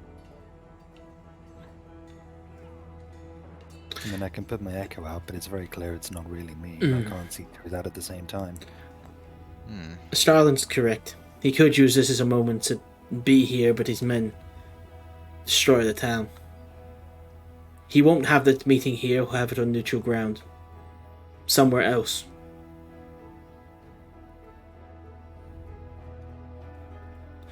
Does anyone else have a better idea? I think that your note you're putting forward is somewhat of a good idea, but if they say no and lay siege anyway, are you all ready to fight for Willisey? I don't really have much choice. But yes, To me, These it's people not a need help. question. I would fight for Willocy, and I'd fight alongside you, Angus. These people need our help, and we promised it, and just like you, we're going to give it. Starling, Valericia, Moryn. Yes, I will fight alongside Willisy. Not that I can do much, but yeah, sure. I'll take anybody I can get right now. The urge not to smack Starling in the back of the head is so fucking like. Moryn. Oh, you're too late. I've already smacked you in the back. Moryn. Would you? Yeah, fucking. Of course, I'm going to smack the shit out of these people. Okay. Right. Well, I'll send a note when the riders come back. It really does depend what they what they do with the note, but hopefully by tomorrow we'll have our answers. Right. Well, you want a note to say to try and have a meeting somewhere on neutral ground, is that correct? I would say so, Yes. yes. Meeting neutral ground. No large armies, just the people of import. But with Khan there, so we can speak to him face to face like honourable men. Implying that if he doesn't show, maybe he's not as honourable as he puts himself out to be. Calling his bluff, as it were, I suppose. I believe the implication is everything in these sort of things. Okay. Angus gets up and walks out. And Grotna hasn't said anything this entire time. She's kind of... her head in her hands, just kind of listening. This is all we need. Well, you could look at it on the plus side. If we're able to beat back a pirate army, I don't see anybody else coming after Willisy. Except for Port Violet, when they see us all weekend. All the anarchists coming back. Or regular bandits. The question we have to ask ourselves. It depends. If Khan seems like a reasonable person, would we all be opposed to him taking over? This Khan, you say he's a pirate? From what He Angus spends said, yes. So he spends his time killing people and plundering their goods. Tell me, does that sound like a reasonable person? I mean, not to put any judgment on you, but if it, have not a lot of you done that just to survive? The difference between self-defense and rescuing people who then preying on innocent people and taking what little they have. Right, well, I take the day to think about this and maybe get some sleep before see the answer is tomorrow.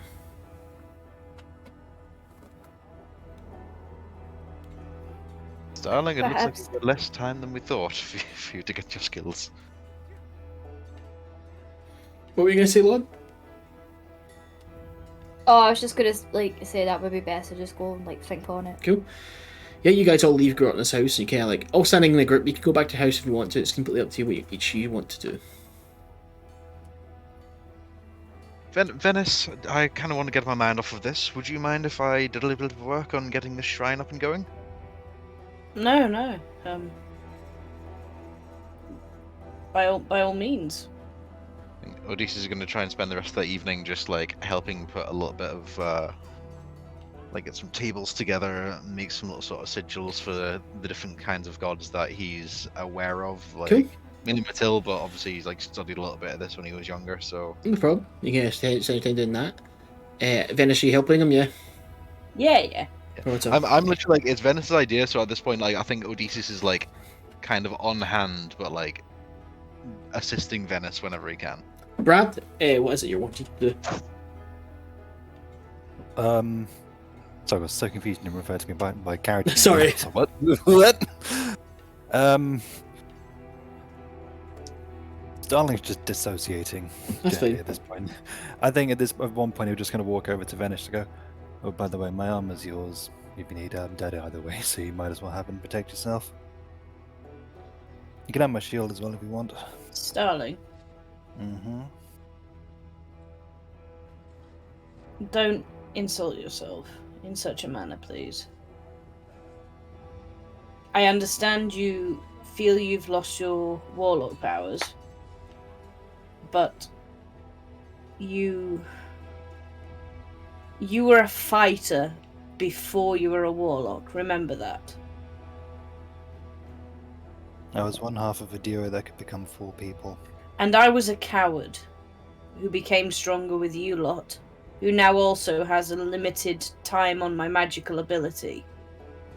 Once I have run out of spells, I will be weaker than any of us. I will be down to a glaive and some armor and a bit of pluck. So by insulting yourself in this way, you are also suggesting that Odeysus and I would also be useless without our magic. That's not what I'm trying to say. I know it's not, but it is what is being said to me. I apologize.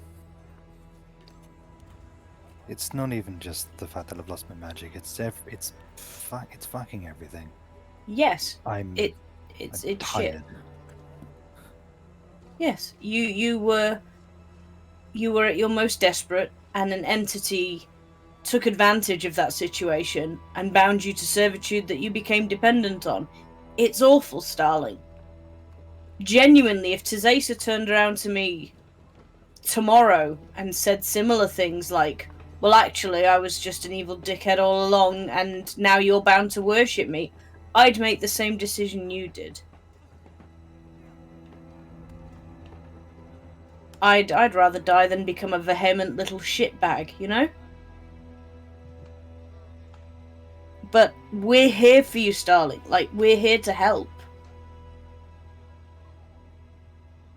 I know. At the end of it all, without my magic, I'm just a bit of armor and a glaive.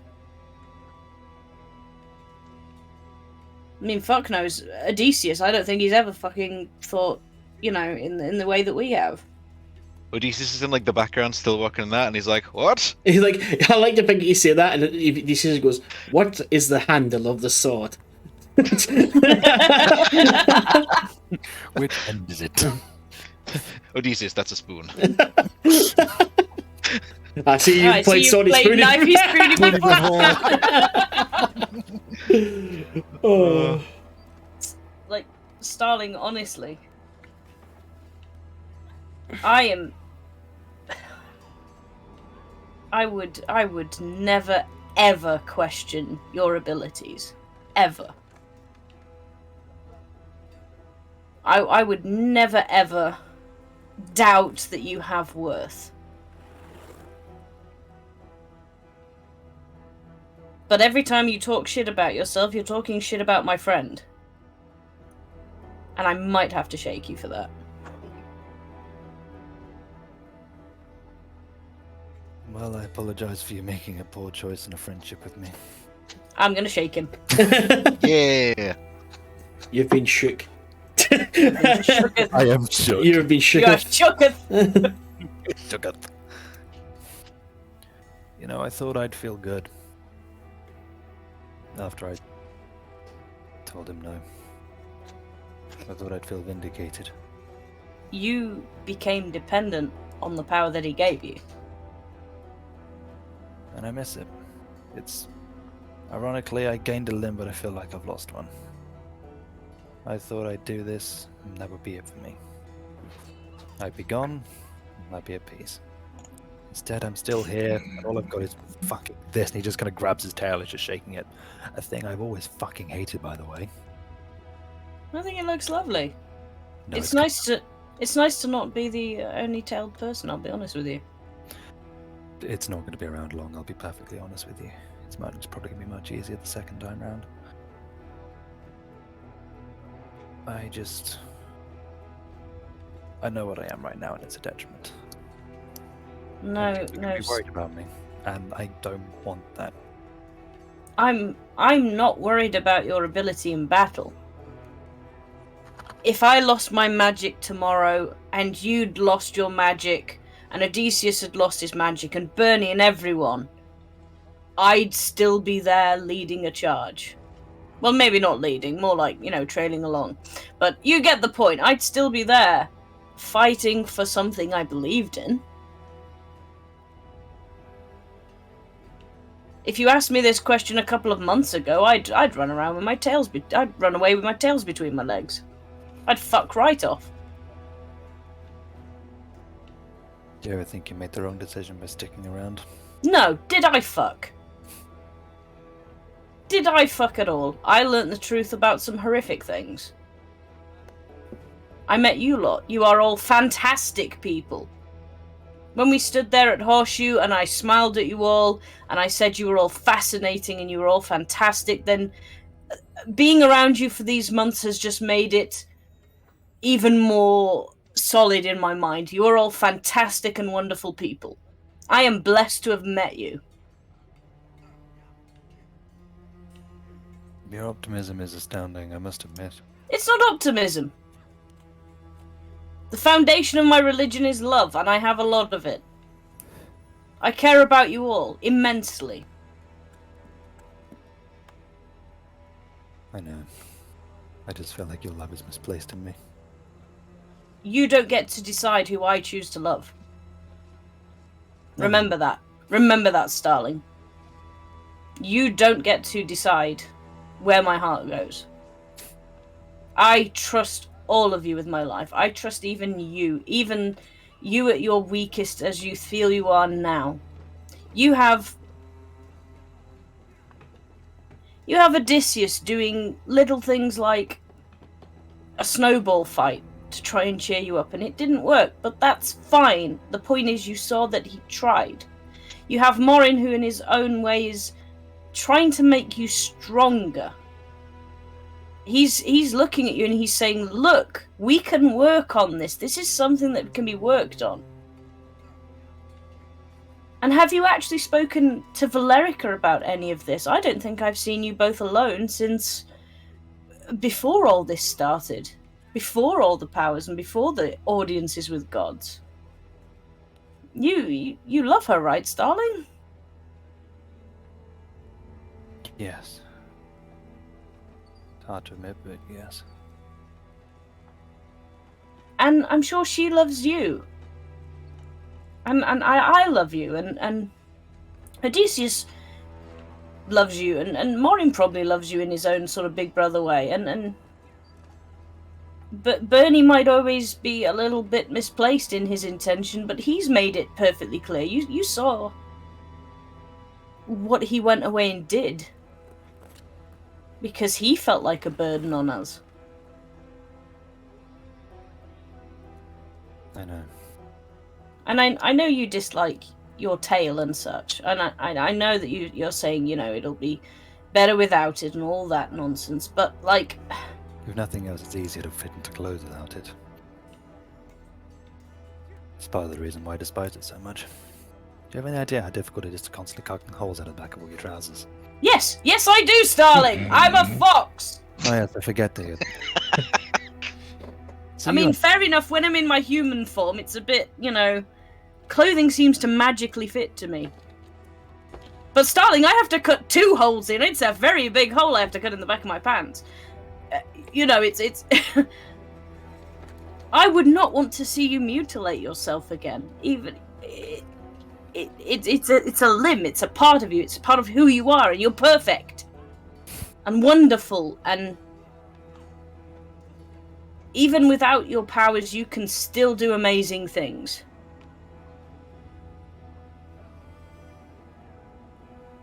It's... I don't know, it always just feels like you're talking about someone else at this point. No, shake. Will you stop shaking me? No. Not until you stop talking shit about my friend. I think at this point, Odeysus is done making the shrine. He comes through and just sees, you just violently shaking Starling. It's like, I'm assuming there's a reason for this? Yes, there is. Yes, Venis won't accept the truth about me. Oh, this again. Starling keeps lying about himself. No, I think... See, the thing is, from listening to you, there's a reason that you're upset, Starling. You miss it, don't you? Of course I miss it. Not the power. I'm not talking about the power. Oh, it's definitely the abilities. I tell you that much. You had a purpose when you had this person. It was bad. He forced you to do things, and he deserves to be thrown in the darkest depths of whatever hell exists. But you had a purpose. You were on a road, and now you have the freedom that you yearned for. You stopped in that road because you don't know how to walk anymore. So the question is, and don't answer me now, but when you go to bed, I want you to ask yourself this. The freedom that you always wanted, that you now have, what are you going to do with it? You were fighting for some weird god/not god. What do you fight for now? Because right now, the way you're talking, it doesn't sound like you fight for anything, regardless of whether you're with us or not. So when you go to bed tonight, stare at your ceiling and tell yourself, you need to fight for something. And until you do, you're going to be, well, this. And I just gestured towards him. And no amount of kind words are going to change that. I think I've figured that one out by now. As a quick side note, Odeysus, I can't sleep on my back, so I can't really stare at the ceiling. The horns. I get for in- bloody God's sake! But Look. that's the problem, Odysseus. I had a purpose, and it was to get out of this arrangement. And I've got it. No, I'm here. I keep on falling through rock bottom. I think I've hit the bottom. It drops out from under me again. We'll find a new purpose. One has just landed in your lap today. I want Valericia to pop in here quickly. Mm-hmm. Ah! No, Jesus. Sorry. Yeah, of course. Through the fucking window. Busted. What the Yeah, fuck but- did you say? Valerica's just fucking spawned in. It's a good vibe spot. trimming the eaves, are we, Mr. I like the how the picture was fast traveling and she just kind of walked up to you and went, I'm here! Locust is like T-posing in the corner for a couple seconds, and then like the walk Just animation loading in. starts. Yeah? What do you want to say? Valerica's gonna look at Starling, like just kind of with that seriously, I'm gonna fucking kill you in a second look. You say you don't have a purpose. What about us? Oh shit. What are we to you then? Are we just nothing? Are we not something worth trying for? You know that you are. I'm not talking about just me, I'm talking about all of us. That's what I mean. Believe me, if it wasn't for you lot, I probably would have taken a long walk off a short pier by now. Well, very quickly. Then why, after all of us trying to help you, you still refuse to take it? Because I We're don't all... know what you can No. do. We are trying our hardest, Starling, but you're throwing it to the side, and it's not fair on us. We want to help. You're just not taking it. It's hard to accept help when you don't feel you're worth it. Then try giving it. I need your help, Starling. If we don't get out of here, I cannot help my son get out of the same predicament that you were in. My son will face the fate that you would have faced. I can't do that unless I get out of here, and I can't get out of here unless you come back to us.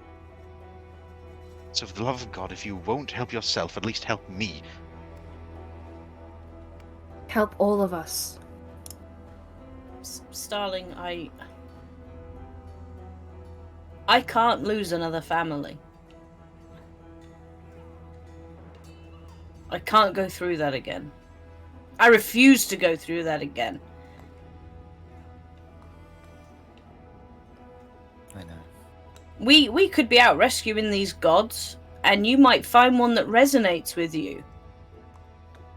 You might find one that you're like, this is my purpose, this is my ideal. We might go up against the pirate captain's army, and you might find a purpose there. You might realize that there's something you can do that we can't. Maybe. I just feel empty. Well, Phil, I'm sick. You know what? I'm sick of the metaphors at this point. Starling, I need your help to get out of here so I can save my family. This entire town needs you. They can't be saved if you're here talking about how empty you are with these bloody metaphors. We could stay here and talk about how much we love you and how much we need to help each other. And believe me, that's kind of my thing. And the kind of Venis's thing as well. But you need to snap the bloody hell out of it. You can say People- fuck, Odeysus. If I do, will you come back to us? Go on, Odysseus. Say one. No. One fuck. Say fuck at least once. Words carry weight. Fuck is a great word. It's a very weighty word. It only carries weight if you use it when it's needed. It's very needed right now. He's fuck. It's a fuck situation. Well, I need Starling. So, Starling, you come back to us. You help me save my family. You help save this town. You help save us. And I will say all the bloody fucks you want. Hey, I was gonna say You already He done. said fuck. I was gonna say Odysseus literally gives no fucks, but he does. He found one to give. It was in his back pocket. Yeah. So please, snap out of it and actually help us. Because we can't fight a battle on two fronts. Instead of worrying that we're going to be worrying about you, be an asset.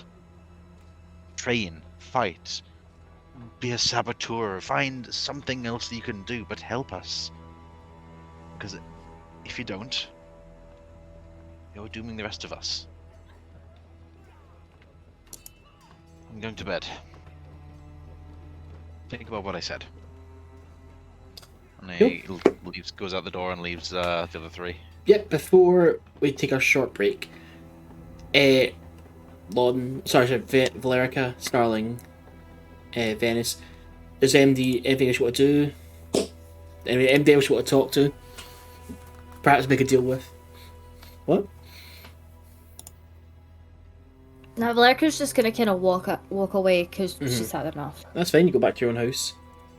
Venis, are you going to go back to your own house? We're in my house. Oh, there you go. I thought you were in Grotna's house. That's fine. Okay, Go home. I'm in my home. How is everybody That was finding a fast. key? Starling, are you going back to your house, yeah? Yeah, Starling just kind of, as he kind of leaves, he kind of takes a look, obviously, like kind of weighing out whether he goes to Valerica's or his, and Starling, before Yes. you leave, yeah. if the next house you don't visit is Valerica's, stay over with me. Please. I might not be the human person that everybody thought I was. And that might make me seem untrustworthy, but please. You're probably the most trustworthy person I know. If you don't go and if you don't stay with someone tonight, please come back. Even if you sit up all night just staring at a wall or I've been doing a lot of that lately. yeah, thinking about something, take time, meditate. There's a shrine here. You know, think about some god that they worship in Port Violet. Think about somebody you can speak to who might be locked away. They might not be able to listen, but anything but that bloody nothingness, that void, that horrific person. I'll be honest with you, I don't really know a huge amount about the gods. I never really paid them much attention.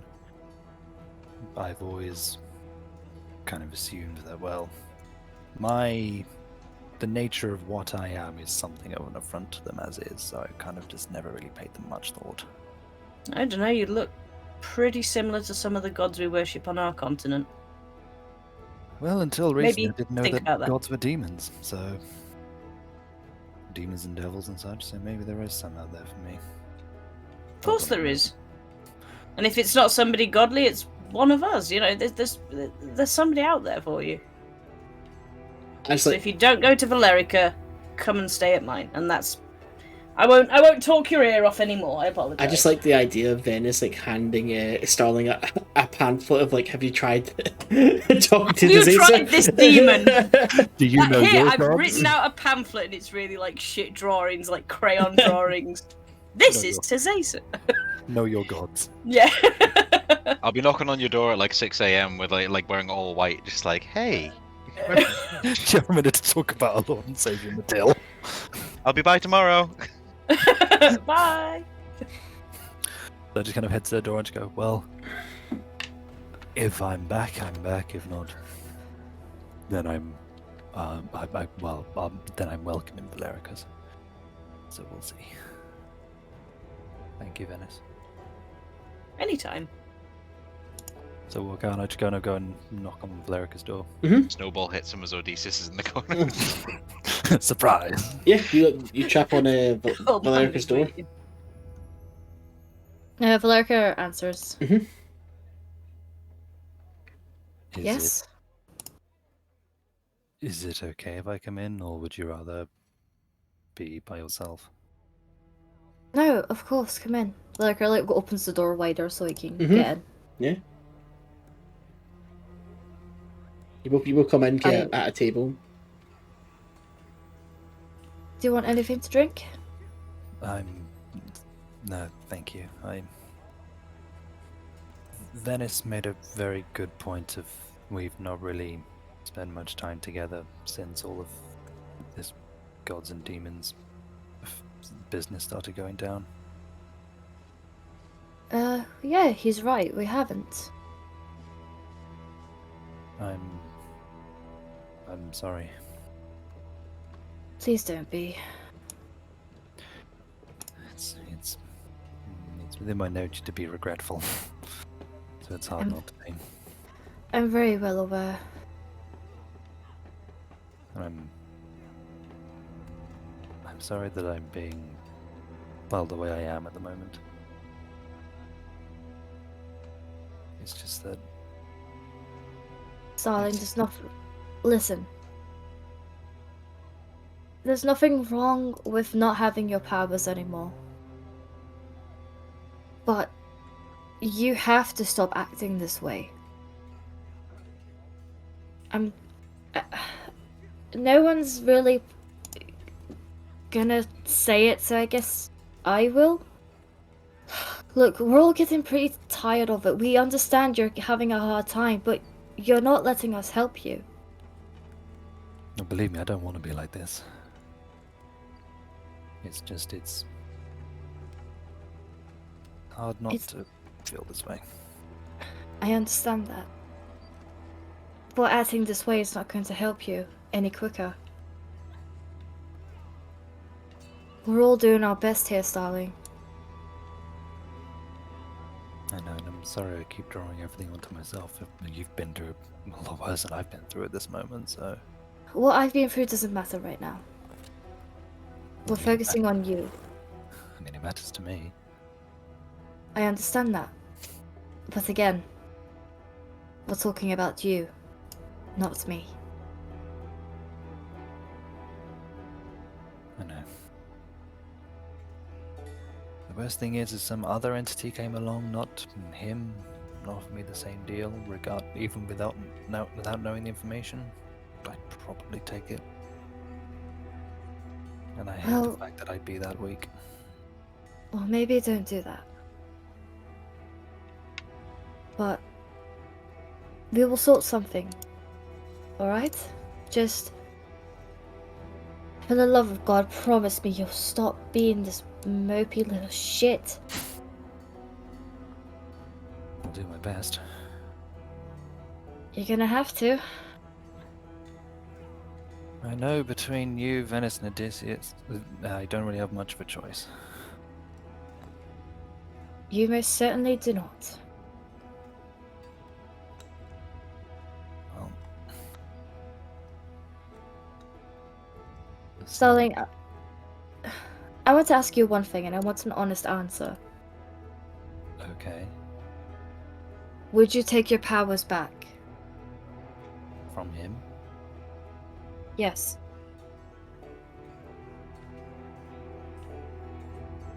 If it meant being under the same deal, no. That's the main thing. Where I offered a different deal, I can't say for sure that my answer would be no. Well, don't go looking for a different deal. Just... We'll work on everything. And, you know, I'm here if you need me.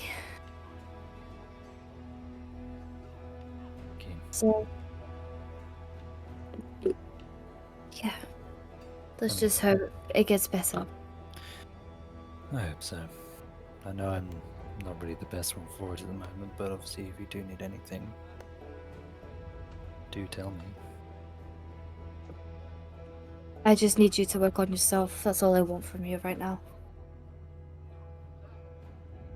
I'll give it my best. You're gonna have to. And we'll take our break there. So yeah, we'll take a little 15-minute break if we want to go away, pee and stuff like that. That's fine. We'll be back in like 15 minutes or so. Okay. Bye. Hey, Brad.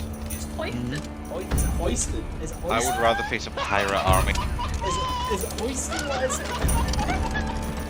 Is it hoisted? Is it hoisted? What are you laughing at? I'm not laughing at me. I've never heard anyone do that voice before. She sounds so outraged.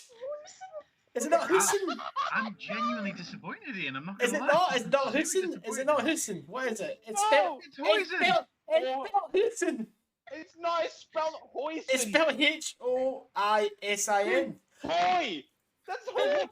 what point is H-O-I? It's Hussein. Like, wait, but then if they put a W, it would be Hussein, right? It's not fucking... Yeah. How else do you say the word Hussein?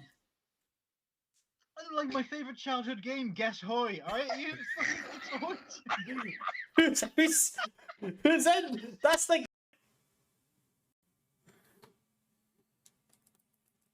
No! Nice. Nice. Oh shit. Alright, come on. Oh my fuck! What is melee? Because I figured out it is not B, that's crouch. Max is dead! I'm in the cupboard, get in the cupboard! I'm up. Get upstairs! Get in the cupboard then! The door's open! I'm trying! Get in the cupboard! I just saw your light again! Michael. No. I will eat. No. I will eat these 2 burgers. They will help me beat this fat boy. So I will. Yes! I'm ready for this match. Ooh! You ready? You ready to eat 2 burgers at once? You ready? You ready? You ready? Get those 2 burgers. You ready? I'm ready for the title, Max. I'm ready for the title. I'm gonna beat myself. This title's mine. Praise that he's a mate. Ah, he seems like a pretty good guy. Pretty swell, actually. Okay. Oh shit!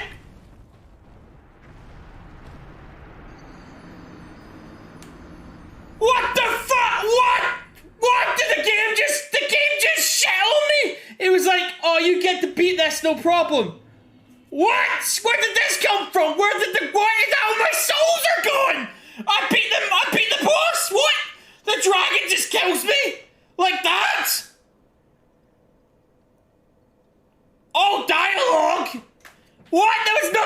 There was a dragon. Now what does dialogue do against a dragon? I was like a fucking crazy person. Like I have just like one pillow that I fold in half. It's a very sad looking pillow though. I'll say this. The pillow looks very, very sad, but it's just that. Oh. Right, there you go. You're a serial killer, what the fuck? One pillow? Yeah, you only need one pillow. You just take it. It's not. It's not like it's half. Miss Zombie, you've got like a million. You've got like a million teddies and cushions. What kind of milk you drink? You Look at how they found out. It's like, your son, he's half yogurt. just no. I raised him. I raised him right. You shouldn't. How did he get to have yogurt? I should have been there. Damn it. How have yogurt? No.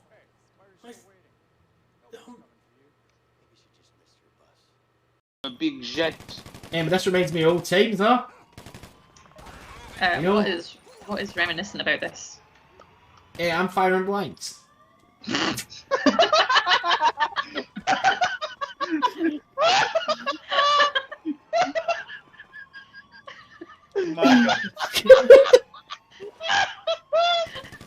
You broke Max. You finally did it.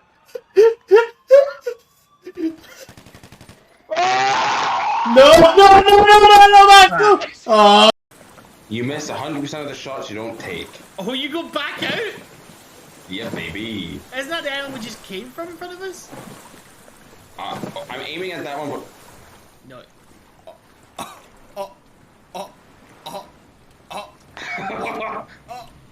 I think...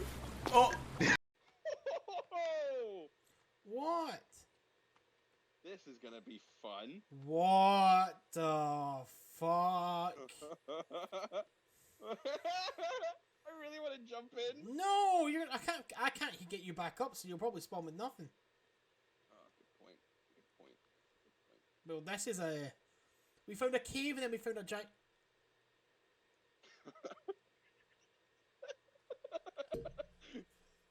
Oh. Oh, did you not live? Nah. Oh, no way, you blew my mind. And if you're wondering when it comes out, I've got news for you. Do we have a countdown to Willow? Yes, we fucking do. We have a countdown to Willow, my lads. November 30th. It's 180. Shit, that's playing. We have 183 days to go until Willow. 2 hours, 52 minutes, 23 seconds. Willow is gonna be coming back, you. We'll be having a countdown to Willow. We'll have some trivia going. Splash them towards me. My human name will be Splash Thompson. You ready? You didn't. I have a level of hate here that I genuinely don't know if it's for the character or you. Oh, like, it's not for me. My name is the Human Splash. Like, I'm gonna... Major splashes on the case. Go round the other way. Go round the other way, Vincent. They're coming towards you. Block them at the pass. Like Leonidas at Thermopylae. Splash them. They're the Persians. And you're oh, we caught a Persian. Let's take him back to Sparta. Catch one. Max, go up there and speak it. I heard you. I was reading chat. Fucking hell. He better get the fucking stuff. Hey, do you like that mask? It's from a cool anime. You ever watched anime before? Oh, I want to jump. I want to jump. I watched this really cool anime once. It was called. Do you think Ian realizes he's still on Bluetooth? It's called Avatar. Have you ever watched it before?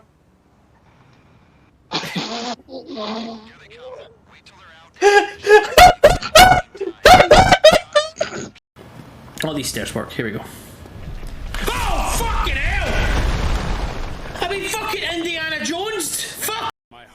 Who the fuck is this guy? I think he's like... Dragon, obviously. He was in like the other story stuff before, yeah. You have a problem because he's black? White. So, is it Johnny Depp doing the voice? No. Oh. No, this is a black dude. What are we on about? This guy here. Max is looking at the complete yeah. No, Max, they got Johnny Depp to do that old black dude over there. No, I mean, oh. What is happening? I have no idea what's going on right now. I completely misunderstood what was going on. What do you think Johnny Depp sounds like? Oh, hand over his compass. We fucking did it! We fucking did it! Yeah, we got through it! I didn't complete the game, but I did! I got through enough where it's well deserved! Less than an hour! We get through! So just put it all in there. Okay, Daniel. What? What are you? Where are you? Where are you? You're heading back to spawn. I'm not back to spawn. Yeah, that's what I came from. Oh! You came from this way. Yeah. Shit! We. You go, why are there so many songs about rainbows? And what's on the other side? Rainbows are visions, but only illusions. And rainbows have nothing to hide.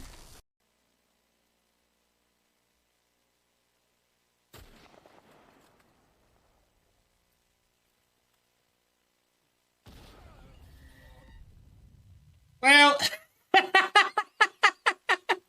well, let's just leave it there. Oh, that's funny. That's so. Oh, no, it sounds so sad.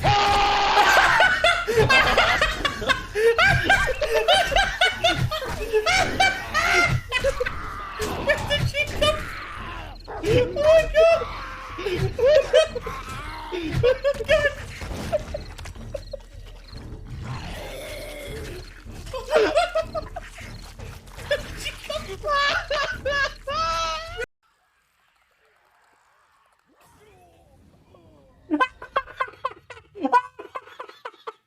Fucking idiot!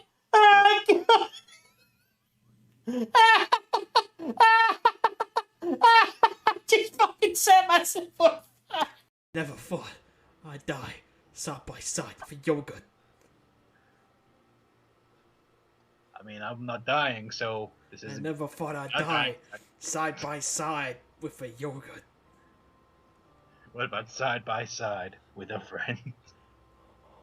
Oh, maybe you can be the bridge that I never could be. I got too much hate in me. But you, there's a lock. You're the goddamn key, Vincent. Oh. Something you need to know. Oh. Your son fucking sucks at basketball.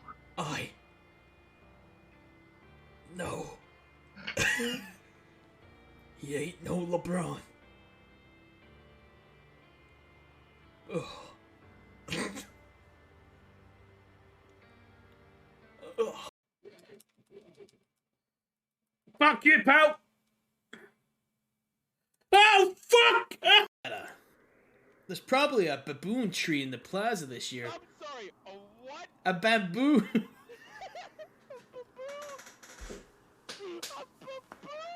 It's probably a bamboo. It's probably a bamboo tree. Shut up, Jake Reed.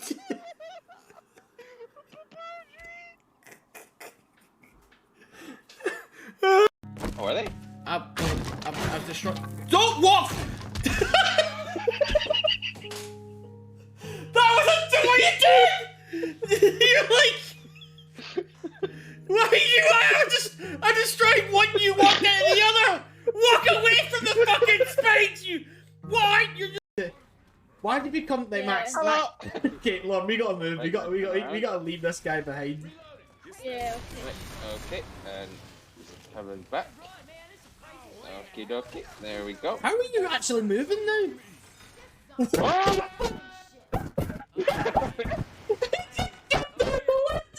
He just fucking went for. Oh shit!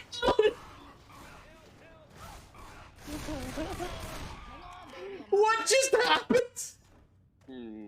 No. Did you just eat your Why did you hold on?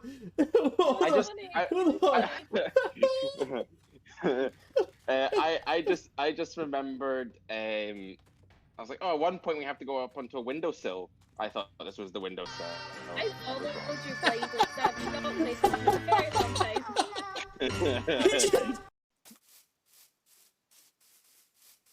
I'm gonna order a KFC. A KFC? KFCs make my ass greasy.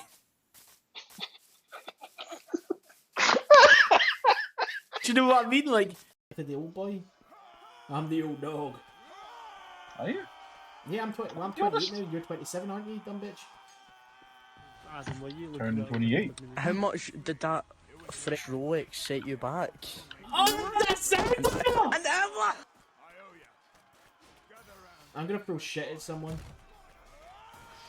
Have you picked up shit? Michael, turn around. What? No, horse shit.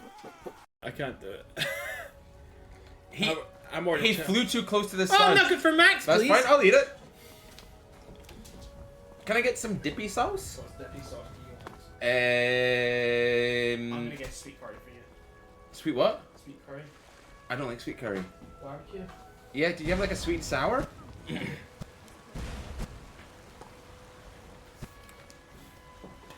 Another for Max, please. Right, Mike. Oh, fuck! I had such a good shot for so long! Fuck! I was just by with die the fire! Fuck! Oh man, where does that put me? Holy fuck! I'm aware that this is ridiculous. Okay, I'm fully guys, aware. Guys, here we go. This is like a how long? Look, 23 seconds. So many videos that you've sent of you locking your. So there goes. That's the deadlock one. All right. So it's fine. There you go. And now I'm getting the key. And I did that. There you go. There's what? one. What? Oh, there we go. Three times in a row. That looks like you've edited it together. Why did you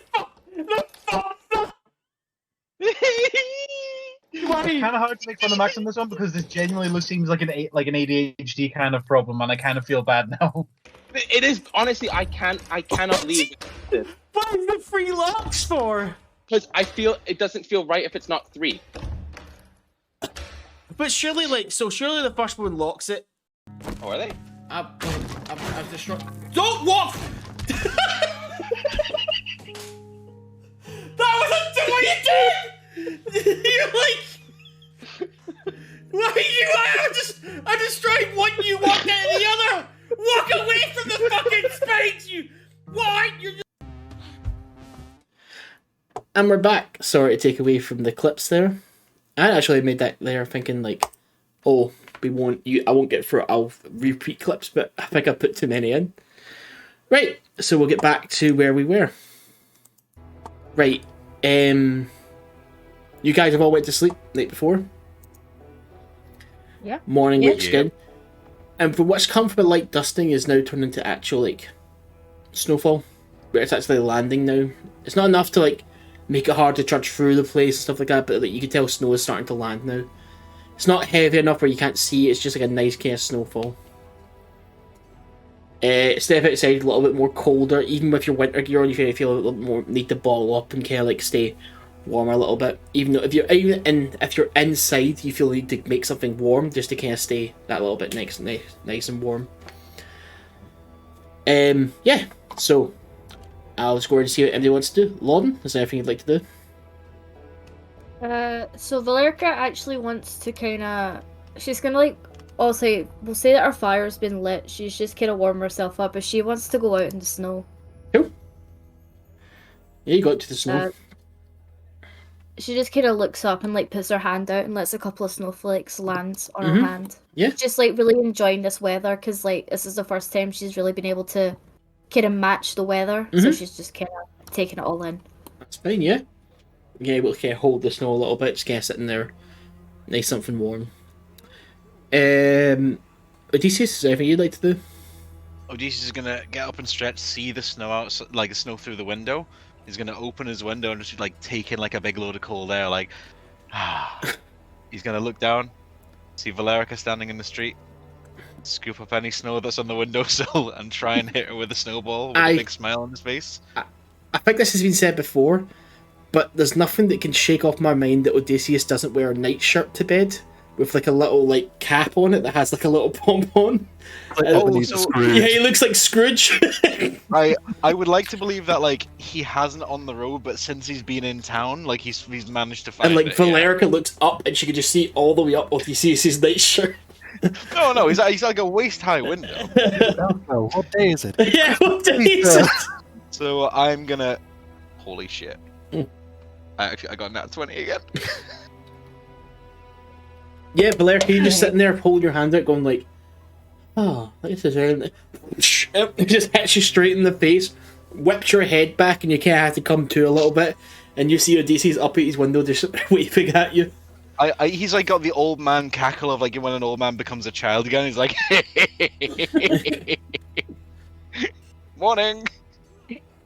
Valerica's just gonna look up at him and be like, "You ruined such a good moment." Get me back later, and he just shuts the door. Cool. Are you gonna anything else you like to do in the morning? Just get dressed and just be on my guard. I think later on, once everyone's up, he's gonna try and make a draft of the letter that's gonna go to Can. Venis? And maybe head along to Grotna. Even though, like, he can't obviously speak to his god, Venis is still gonna pray. Okay. He's not changing anything about his morning routine. So he's gonna go to the little makeshift shrine that him and Odysseus have been working on. Mm-hmm. And he's just gonna pray. He's gonna. Okay. Why don't you sit and pray? Starling? So Starling's just kind of up. He's outside, but he's not really doing much. He's just going to take it in the air. He's mainly just like watching Valerica, just having fun in the snow. That's fine. As you guys are going to get all doing your own separate things, Angus comes up. Actually, Venis, would you finish? Sorry. Yeah, Venis, would you finish praying and come back to your house, yeah? The little shrine that we built is in my house. So I thought I'm in my house. I thought it was outside, but that's fine. Angus is going to come and chap in everyone's door and get them to come out. Alright. Do you have the note written? I have a draft. If you would like to take a look, maybe tell me your opinion, What- and I'll hand it over. What does it say? Do you want word for word, or do you just want like a quick? Just give me a quick overview. It's just gonna be an overview. Is gonna be to Khan have all of the titles that you said with Thorn. Mm-hmm. The representatives of Willowsea would like to meet you face to face to discuss terms directly. We would like all due respect with tradition, and can guarantee that there is no underhanded play here. It's essentially trying to get his trust and say, we want to meet at a neutral location of your pleasing at your earliest convenience. Sincerely, the people of Willowsea. Angus will take the note and go, "Alright, I'll wait. I'm going to go up to the walls and wait for him to come. Just be ready to come if he needs us all." Oh, it's just freezing out here. Let's go inside. Okay, I'll lead you all inside Odysseus' house. You can just goes into any house. Well, come in, I suppose. Takes off his gloves, sit down at your table. So, my scout did come back. They weren't joking around. Vaughn does have a camp, and there is somewhat of an army there. From my men's count, there was about 100 in that camp they have just outside our town. Well, that's not good news at all. Well, you have, what, 80-something men, plus us? Mm-hmm. And we're in a fortified position. That's to say, that is the full number. Khan or Mako was not seen. Only Fawn.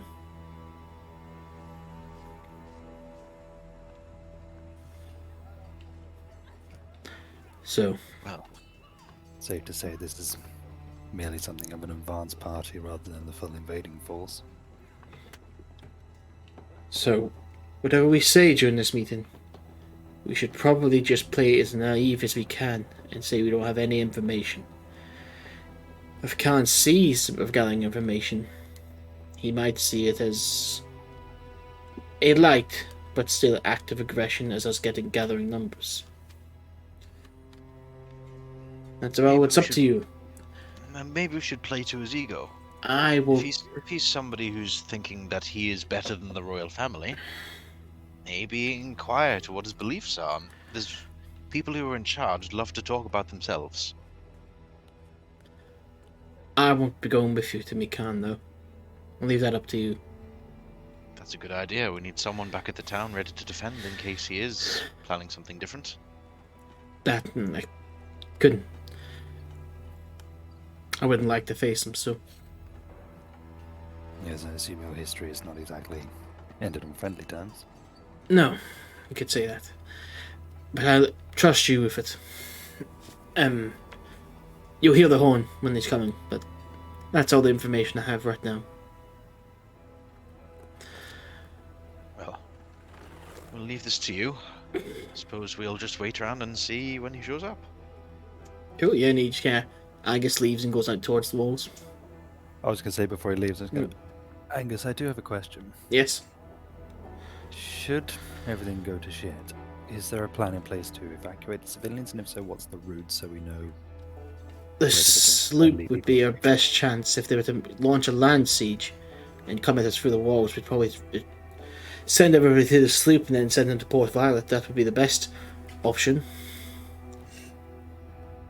If the sea is blocked and the land is blocked as well, then there's nowhere really for them to go, is there? No, I suppose not. If we... Go ahead, sorry. No, you go ahead. I was going to say, would it not be prudent to potentially, whilst we're off doing business, running drills with civilians and the residents here, so they're able to quickly get on the ship or find means of escape? Don't know if you're aware of this, but well, there isn't exactly a lot of people in Valericia right now.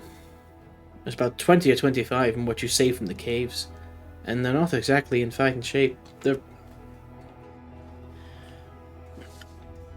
the young and the old that escaped the first massacre. There is one that might be useful. We were told there's a druid just outside of town. Druids can use magic. What Grotton has been prying at me about? Yes, the druid or the old captain. I don't know about them, no. Well, if there's an old captain, he can fight, and if there's an old druid, he can use some sort of natural magic. They would be ideal. And should be cast aside just easily. If you want to go speak to them, go speak to them, but I've got plenty to tend to. I can't just go off. I would like to just circle back to my point about drills with the residents. It was more a case of evacuation drills. If there's a muster point, they can all meet at, etc. Just so they're not potentially running around like headless chickens if there is an invasion. We haven't had time to sort that out since the last one, and they're not their last evacuation point was the caves you rescued them from. So there's not really another one. There's not really, other than running to Port Violet, I can't think of any other place. This is not my land. Understandable. Might just be worth running them past Gordon, as she could always potentially run those with the residents if needs be, and then we'll fall back to I can ask her. It's just as a way to prepare them so that if something does happen, they're prepared and know what to do. Fine, I'll speak to them. Is anybody else going to ask me anything before I go? No, I think that's everything. Angus? Mm-hmm. if he actually agrees to this meeting and we do get to speak to him, how likely is he to accept single one-on-one combat as an option? Moryn is hard as bastard nails. Moryn is, but Khan is harder. I have seen men go up against him and try this tactic before. Khan has never been bested in a duel. He's a full-blood orc. He's not... Odeysus might know more about this, but half orcs are strong. Full orcs are most a myth at this point. He's the walking embodiment of old orc culture. The man's nearly as big as a house. And the weapon he carries is horrible. What does he carry? I was about to ask the same thing. Khan's weapon of choice is a bit unethical. He carries a maul made of bone. Any person he kills, he adds to it. This maul is big. Do you know if there are any inherent magical qualities about it, or it's just a maul made from the bones of the dead? I would... If there aren't, then it's... I would say there has to be. As it's no normal weapon, but he is no normal man. It's hard to say, really. But he's deadly with it. As much as you all appreciate Moryn, and he is a tall lad, I would rather him fighting here than fighting the Khan one-on-one. As I think Moryn would meet an unabrupt end, but that's just my opinion. I understand he's confident, but confidence can only get you so far. I say we talk with him first. See what he has to say. For all we know, it could be reasoned with. Hope so. I personally am not exactly a fan of the royals that we've met. Maybe we can find some common ground. Right.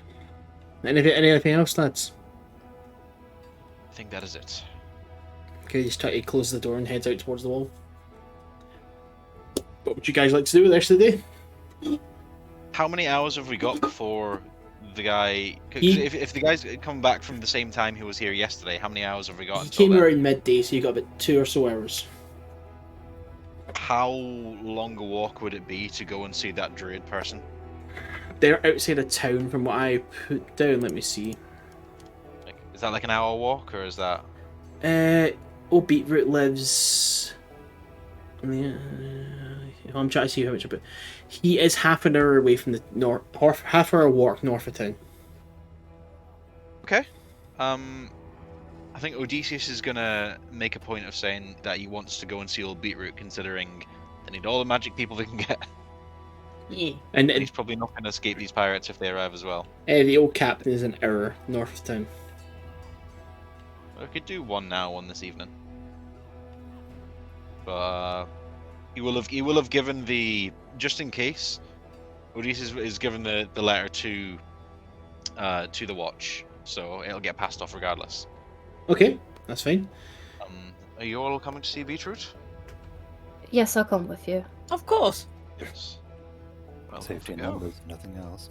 Might be one of the last times we can safely walk outside of town.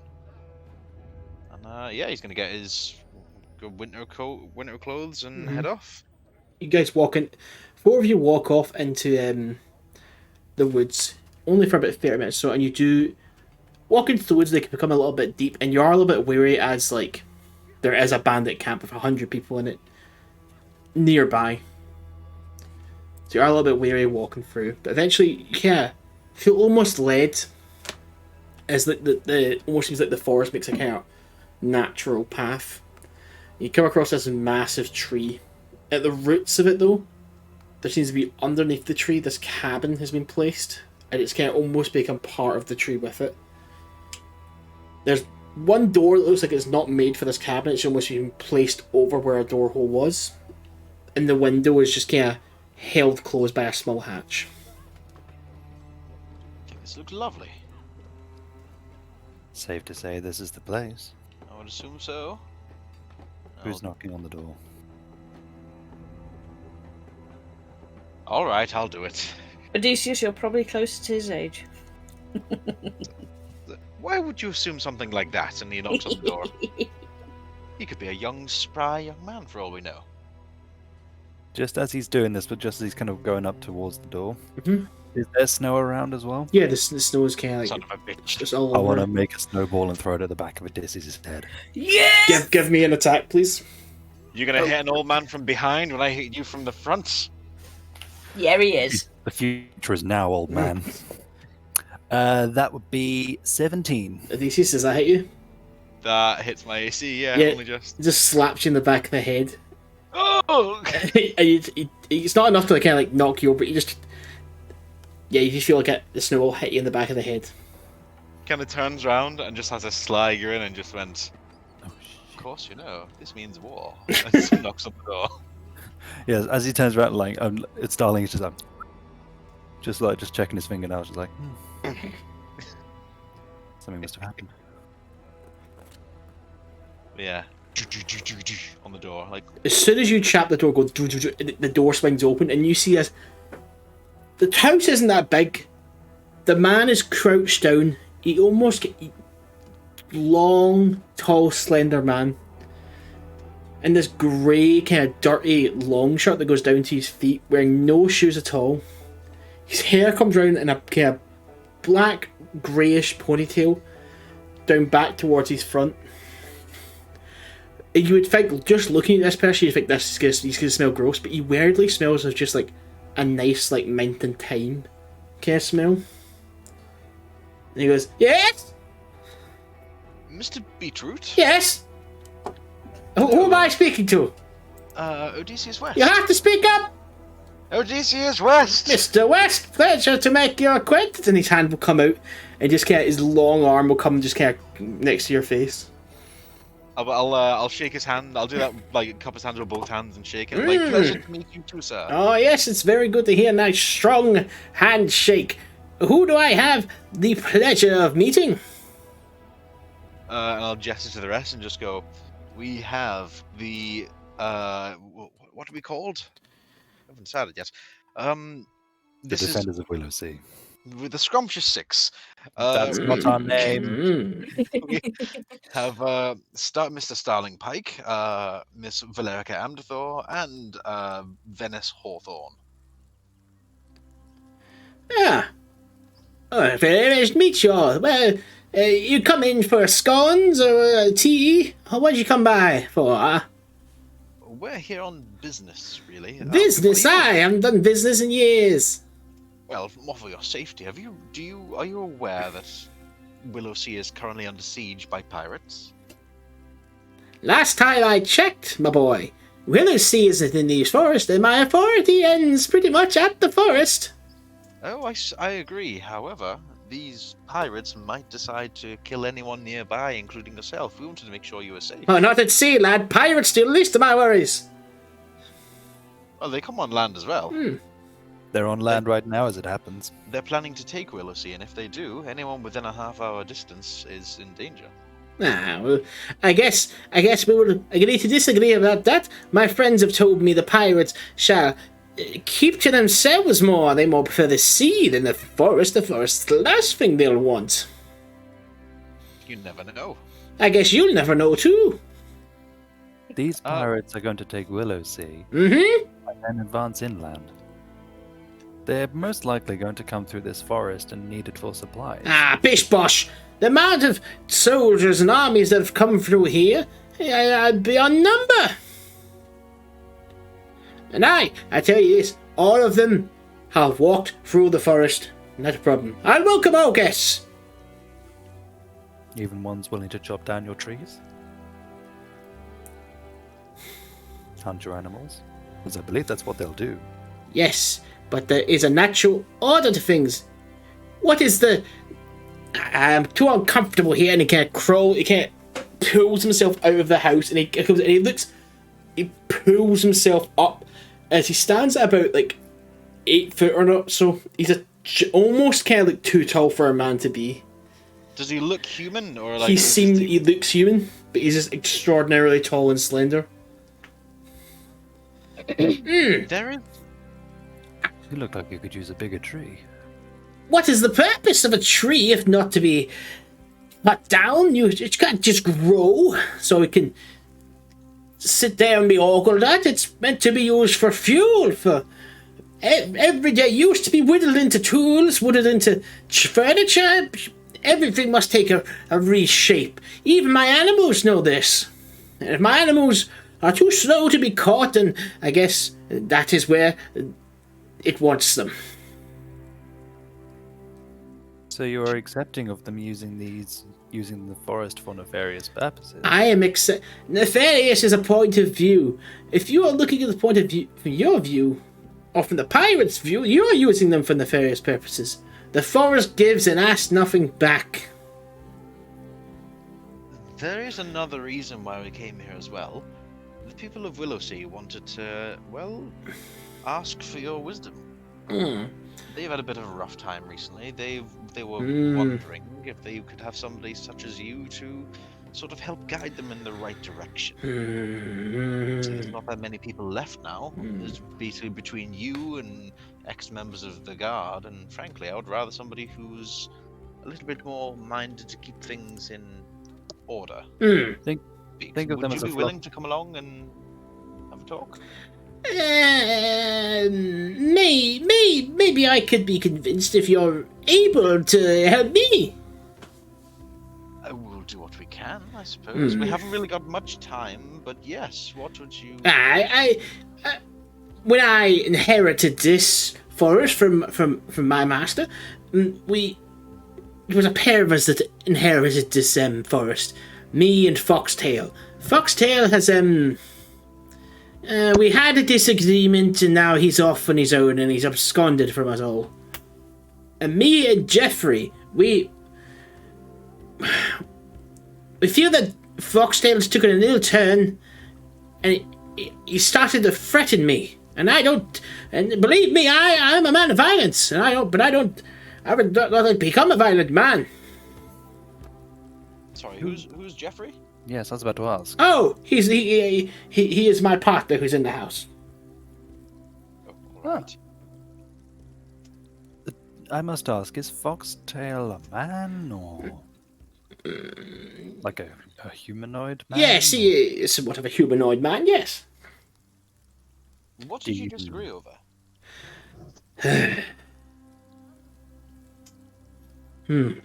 What? The better question is, what did Foxtail mean not disagree over? If I was to say the ground was green, he would say no. It's tie. It's a different color. It's teal. It's different. He would say he'd always disagree with me, but I always respected him as an equal in our tradition and our ways. So why do you think that he's meaning you harm now? Now of all times? Well, a family came to us from a farm nearby called Eastwood Farms, and they were down to the last cattle. It was very bad times for them. And the cow was already very sick, and I told Foxtail there's nothing for it. If the cow dies, the cow dies. Foxtail wasn't going to have it. He used some of the forest's natural occurring majesty and was able to restore the cow, but stripped the forest of some of its goodness. I did not like this. He didn't like me disagreeing with him. He said that I shouldn't be taking food away from starving children, but I said he shouldn't be taking the majesty of the forest away. Now we have become in a disagreement on how to use the forest power. I'm sorry, did you take food away from starving children? The cow was the food. as it gives milk and cheese and other things. But I didn't. I wasn't about to sacrifice some of the forest majesty for one single cow. This forest has stood for a very long time. If the farm goes away, it's sad, but these things do happen. There's an order, and I can understand. Yes. It's not nice, and we don't have to like it, but it is what it is. And Foxtail, he took some of the forest majesty and gave it to their family. So what do you need us to do? Foxtail and I are at a crossroads. There's no getting past it. We've tried to speak multiple times. He's hurled dung at me, I've hurled dung at him. I've cut off a finger and threw at him, he's cut off a finger and threw it at me. Now, there seems like we are past the point of any reasonable negotiations. So I think it just comes down to you killing him. You've thrown dung at each other, you've thrown fingers. Have you ever sat down and just talked? I just told you, we've already had negotiations. I mean, we're not assassins. I didn't say you were. I would just say you were murderers for hire. I think we found a new group name. It's very apt. We are not murderers. Mm. And turn around. We're not murderers, right? We're not murderers. Not anymore. Starling. What? We are not murderers. You would be. It wouldn't be a murder in, like, your own self-interest. It would be a bit good of the forest. And then maybe I could find time to come and help Valericia. If Foxtail was gone, I would not have to worry about the forest so much. Does Foxtail pose any threat to anyone at all right now? To me? He might. To anyone else? He might go to the pirates and try to get them to kill me. As to take the forest for himself. Then he might pose a trouble to you. Where is Foxtail? Foxtail.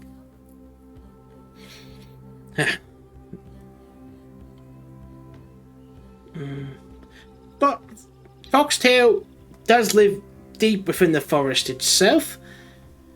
And he lives in this little hole, but he'd come out no problem. If he were to speak to him. Do you think Foxtail would engage in conversation? It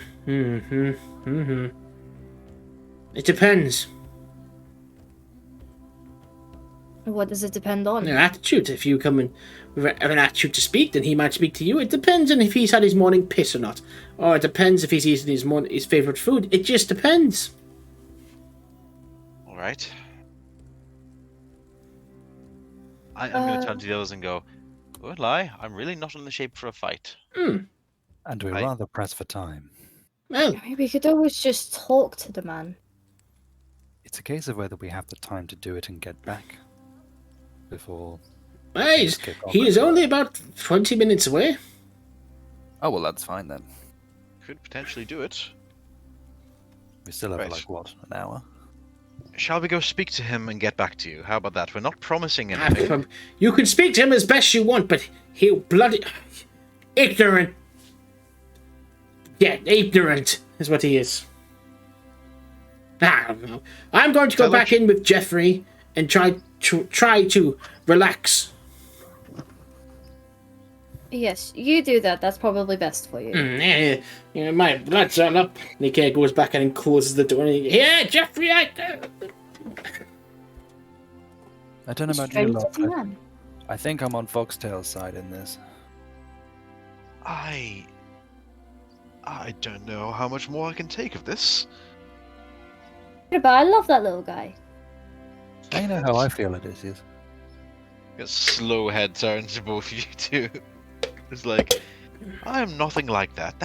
That person is a crotchety, crazy old man with outdated beliefs about circular life and death. I am nothing like that man. And he's gonna stroll right between you. Let's not talk down about yourself like that.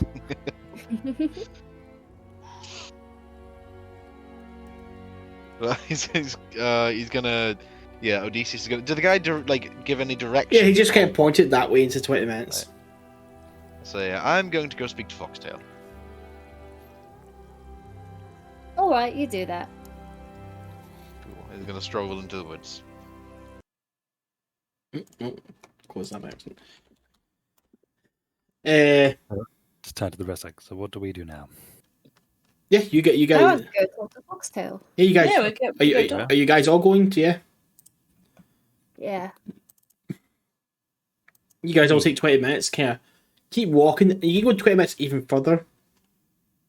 And let's say there's nothing in sight. It's just the forest you're walking in.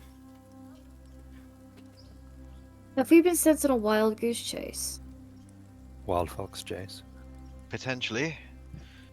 Look, if we're not finding anything, we need to get back. So maybe we should turn around.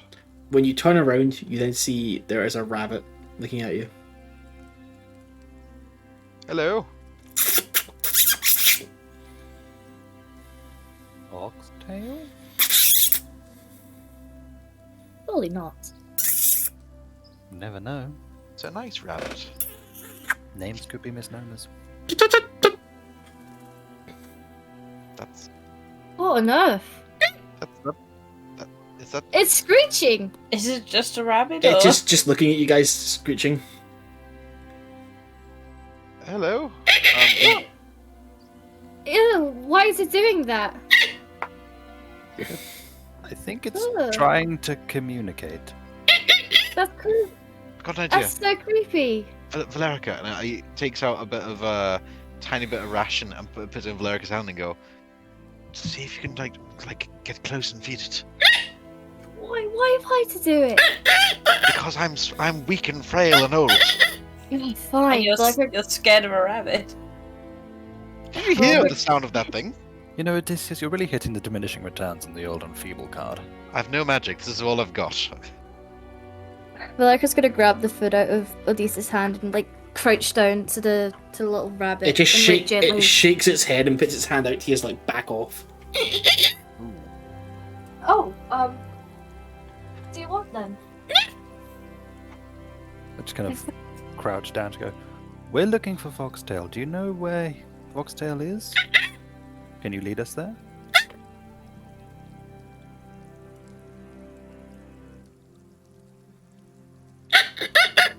It's silent. Hmm. Is that a yes or a no? Am I speaking to Foxtail right now?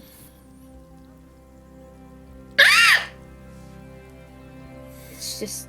Is it staring at us? Can you not hear that? I'm fucking squealing as loud as I can. Oh, I no, think- no, I think You it might have, out there, might man. have blown out your mic, man. Yeah. For some reason, there's dogs who are barking in the background. Okay, I don't know how to do that then. It just makes that kind of squeaky noises at you. So wait, is it Foxtail or can it lead us to Foxtail? I didn't really get it. It just nods. Please lead us to Foxtail. It nods again. Okay, Oh. I'm going to do something. Are you Foxtail? Nod your head if yes. Nods. Great. Oh. Hello, Foxtail. It's lovely to meet you. Shakes its head. It's not lovely to meet you. Nods its head. Okay, so I'm going to assume you've not had your morning piss or not had your favorite food. It just stares. Okay, Beetroot is leading us up the garden path. We're here to manage the dispute. I'll try one more thing if you don't mind. Of course. Oh, how did it go? Sorry, it's an old language. I don't know if it speaks it. Venis will switch to Sylvan. Ooh. Sorry, am I addressing Foxtail? Do you understand me? Can you speak this language? Why, yes, you are. Hello, sir. Hello. Sorry. It's been a while since I've spoken this language. It doesn't fine. lend itself well to a human mouth. I do apologise. Oh, well. Looks can be deceiving to all.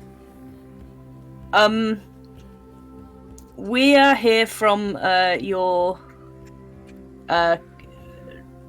old companion, old Beetroot. Ah, old Beetroot. Ah, a despicable man. Yes, he kind of wants to patch things together with you at the moment. I assume he sent you to kill me. No, I believe it was 2 seconds. He switches back into common. We're here to basically negotiate between the two, aren't we? At I least see believe his so. side of the story. Ideally, yes. Switch back to Sylvan. Yes, we're interested in hearing your side of the story, like what you obviously, what was your reasoning and such? Well, it goes like this. A family came to us, and the cow had turned quite ill, and so I felt the need to not see this family starve to death. The forest, old Beetroot, he sees the world as such strict rules, but I said rules are meant to be broken, that sort of deal. And so, when the cow was brought in front of me, and it was this family's last source of income or food, I felt the need to involve myself, and so I use a small bit of the Forest Majesty. True, that is true, but I saved them. But old Beetroot, he didn't see it that way, so we've split ways. There's no repairing this relationship, it seems. Sadly. Is the Forest Majesty did you provide things that could be easily regrown? It's not quite like that. It's for each forest has its own sort of magic life force, and I drained a little bit of it to give it to the cow. In doing so, I did maybe kill a tree or two and a couple of plants, but I think in the long run, if a family gets to survive, that's worth it. Well, of course. But thank you for explaining that. I mean, I don't suppose there is any way of you sitting down and having a talk with him again, is there? Oh no, if I was across the table from old Beetroot, I'd jump at him and rip his throat out. That's quite graphic. You speak Sylvan? Yeah, we can't. Yeah, That's what fine. can we hear while they're talking? Is it just the rabbit squeak? It's the rabbit squeaking at each other. Yeah, Venice, she's back like a rabbit. Venice's accent and language is very unusual to hear, Yeah. especially when spoken from a human.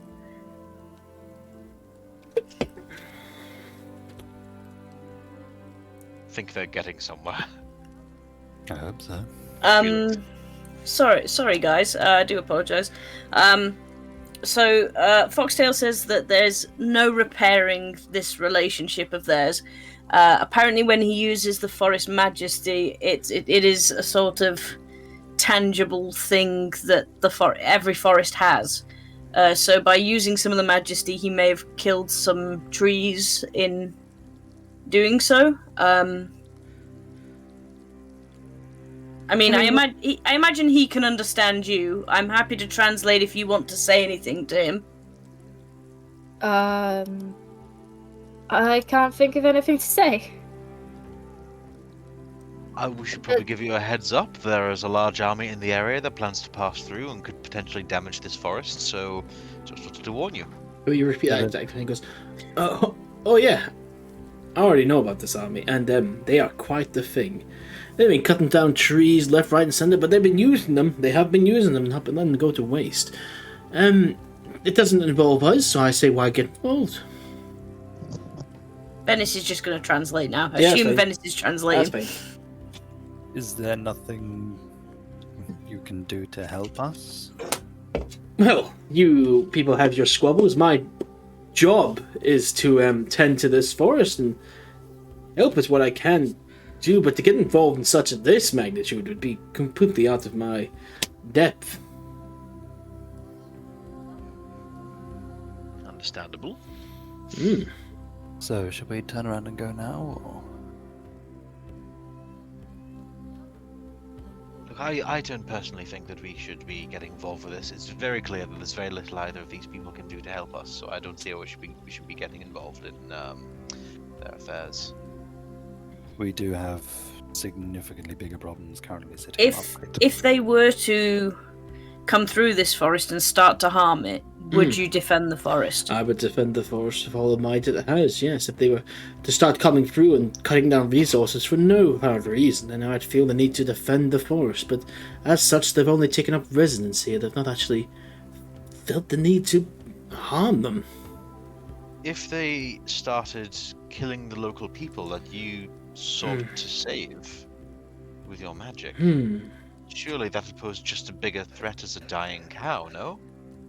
That is their intention. They intend to wipe out an entire town.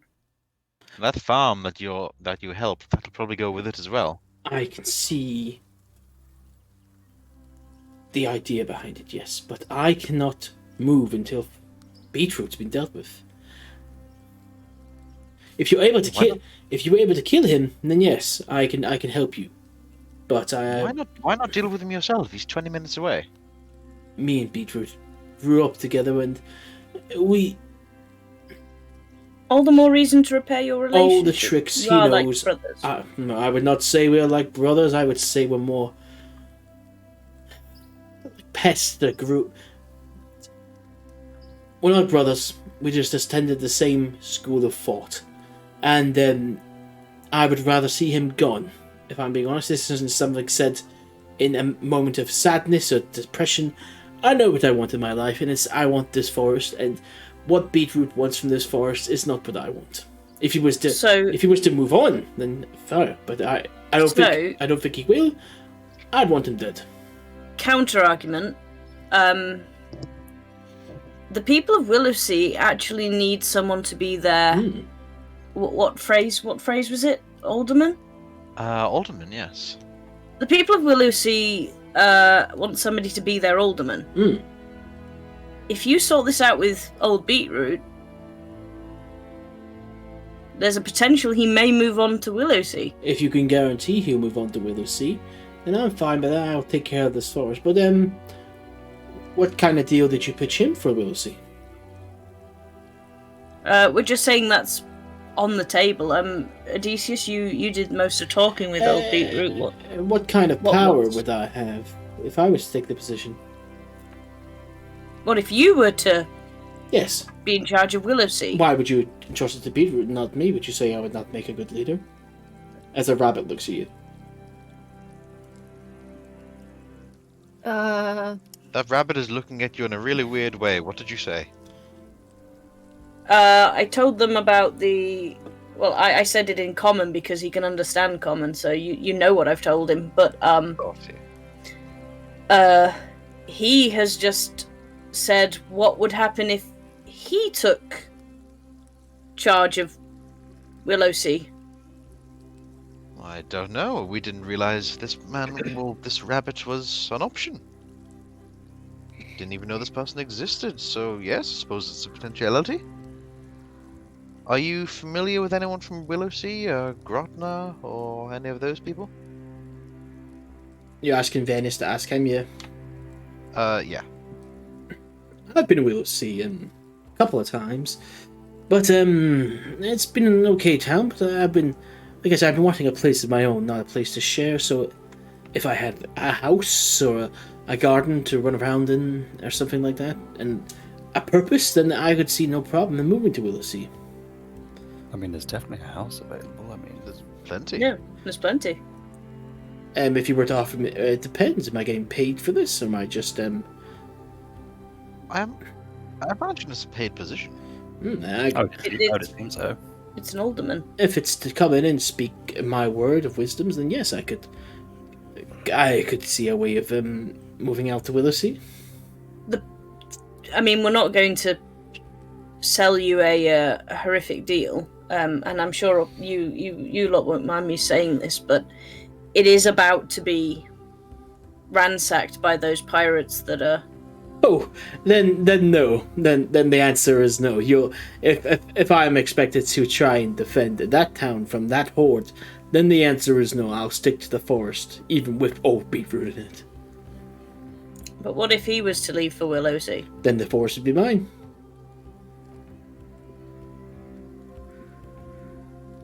Odeysus? I honestly don't think there's a way around this. Both of these men want blood. That's blood that I'm not willing to spill. If No. they cannot see anything besides that, then there's nothing to be found here. Well, Yes, I think we have other matters that are more urgent. both you and old Beetroot have been given the same offer of Willowsea. You both know the situation of what's happening in Willowsea. If you come to an agreement, I'm sure Willowsea would be happy to have you, but otherwise we will move on from it. But thank you very much for flexing my Sylvan skills again. No problem. It's a little bit rusty, but I got the gist. Yeah, it's been a long time since my people spoke it. Right, well, I'll see you later. And he just kind of hops away. Well, that's pretty surreal. What on earth just happened? I spoke in his language. You can speak rabbit. It's not rabbit. Well, he was speaking rabbit. And you were certainly rabbiting on. Well, I do try. No, it's the language that kitsunes speak before they grow their second tail and learn to be more human.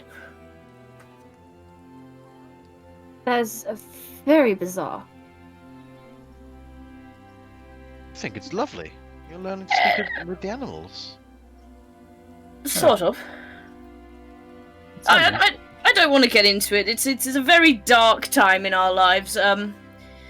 Shall we move on? Of course. So let's just head back. We need to be there in time for this meeting. Even just to show face. Last night I was ready to walk into the ocean, and this morning I'm talking to a rabbit. Well, technically, Venis was talking to the rabbit. I mean, I did talk to it, just not very successfully. It was a very one-sided conversation. What do you expect? You were talking to a rabbit. As you guys walk back to the town, you get back inside the gates, and as soon as you step into the gates, you hear the horn blast. Here we go. Agus comes up to you. Right, well, if you want to go and hand this to him, it seems to be just him there this time. I'll take it off of him. Is it sealed? Yeah, it's still sealed, like wax sealed, the same what you did, yeah? Yeah. Yeah. All right. I suppose we should go up. I'll start walking up that hill towards him. Yeah, you walk up. Thorne's just sat there, stood on his horse alone, with the flag kind of on his horse, so like it's still in the air. Mr. Thorne. We've had a talk with a bunch of us, and we would like this message delivered straight to Mr. Khan. Do you hand it to him? Before I hand it to him, I'm just gonna say, we believe that with a matter this serious, he needs to be spoken to directly. Do you understand? Understood. Do you agree to take this? Yes. To Mr. Khan? I'll have Mr. Khan read it, yes. I'll hand it over. Hands it over. As soon as you hand it over, he breaks the seal and just starts to read it. Fucking bastard, I knew you would.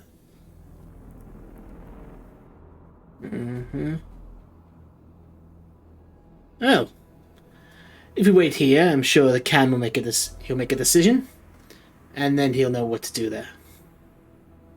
What, do you want me to wait on this hill, or do you want to just wait until you show up back to the town? Just wait here.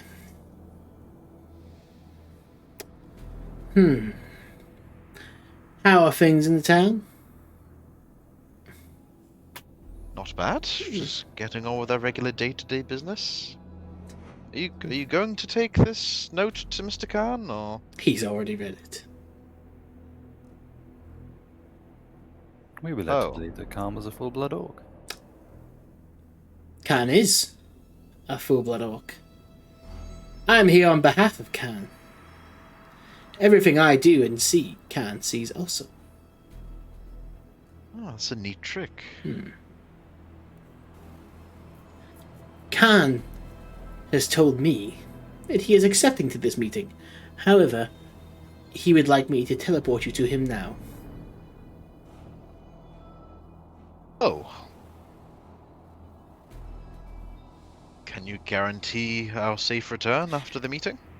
If you're here under the white flag and here to negotiate terms, that is fine. Any act of hostility would be breaking this treaty. But then... Alright. We should probably let the others know that this is what's going to happen. Otherwise it's going to look fairly strange just disappearing like this. Do you understand? If one of you want to go in and explain the situation, that's fine. But I would not keep Khan waiting. He is not... Of course. I guess he'll just like wave over to one of the guards and just explain what's going on. Yeah, the guard goes. The guard kind of looks at you and goes, "Okay," and he kind of runs back. He kind of runs back. All right. Ready when you are. I shall port us to the Eradicator, Khan's flagship. Me and Mako will be there, and we'll be there to discuss terms. Okay. Kind of looks to the rest of the group as if, like, we all okay with this? It's happening now. Not much we can do. Fun. All parties here agreed to this. Looks at Venis and Starling. Venis? Yeah, I mean, I'd rather Moryn and Burnie were with us, but... I think not having them is going to work in our favour. Yes, honestly, I think that's probably exactly right. Okay. And you see, away we go. He just throws his hand out. A portal opens up. It's kind of swirling blue, so you can't really see on the other side of it. And he gets off his horse. I'll come straight after you. Are we like on the deck of a boat? No, are you going for the portal? Oh, sorry. I thought he was like I thought only. Yeah, I'll walk through it. Cool. Yeah, you guys walk through into the portal, and you're inside the cabin of a ship. So you're inside the ship. You can feel the ocean swaying you. You look across the room, and you see behind the desk a massive green-skinned full-blood orc. Looks like one of the ones out of World of Warcraft. His beard comes down and his braided goes up or down. Black with a little bit of grey in it. His fangs come out, go over, it kind of almost all the way up to where his nose is. His eyes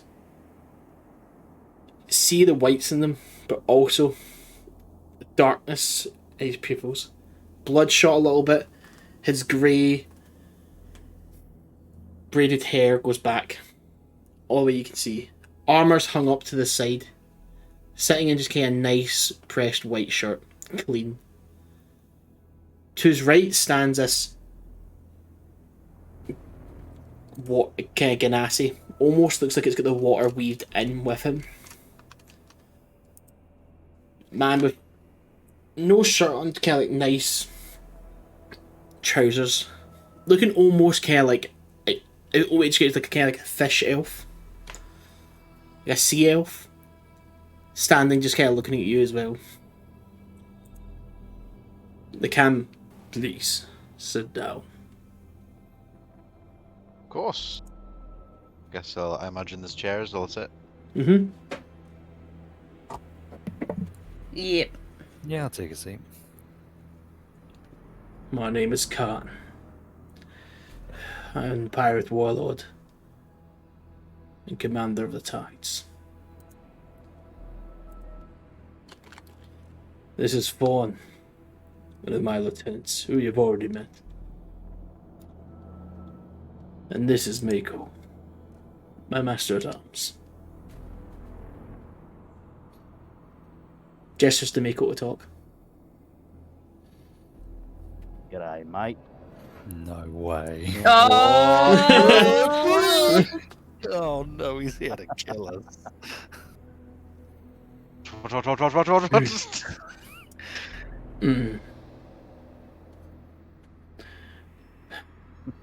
You had I gave you a pretty handsome offer for Willowsea. But you rejected it. Indeed. I'm not a man deals in illusions, the town is obviously worth something to you. Whatever it's worth to you is worth much more to me. Well, with all due respect, what do you want from Willisey?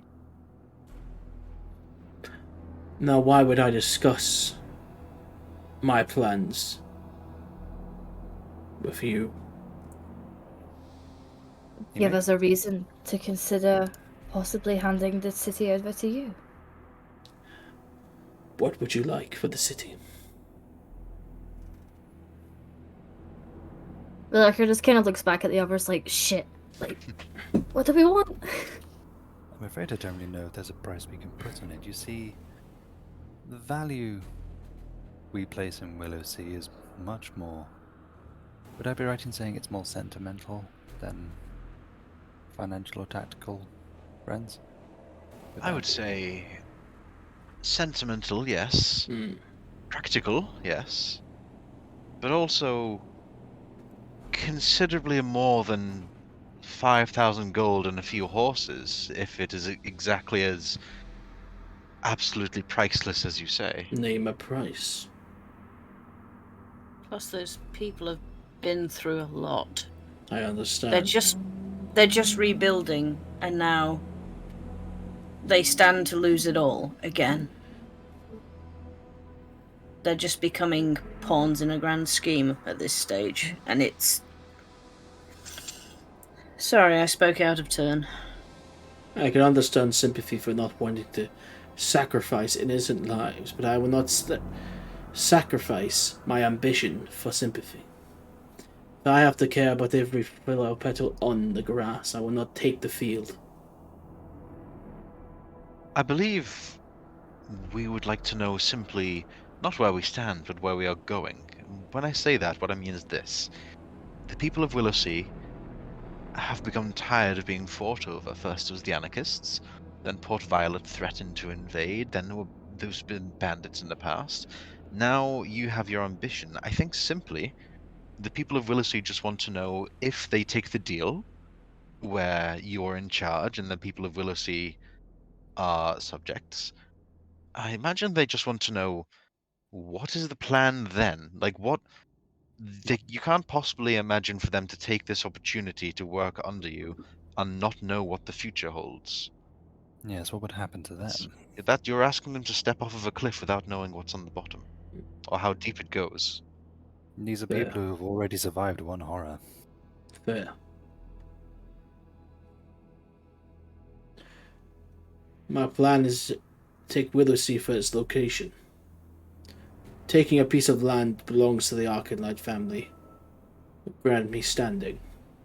More followers will flock to me. I can commit a foothold in Willowsea. From there, I can start to take back this land piece by piece. People of Willowsea will be under my protection. Might I ask, what do you mean take back? As in, this land was once yours? It's hard for me to look across to you, one of my own kind, if you not to know the own story of your own people. To be honest Before with you, this was Arcanlight, this was all Orc.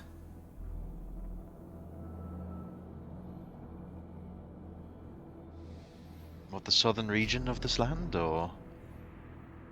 The gods, when they found this land, created the Arcanlight people. They subjugated the Orc people to build them their towns and their cities.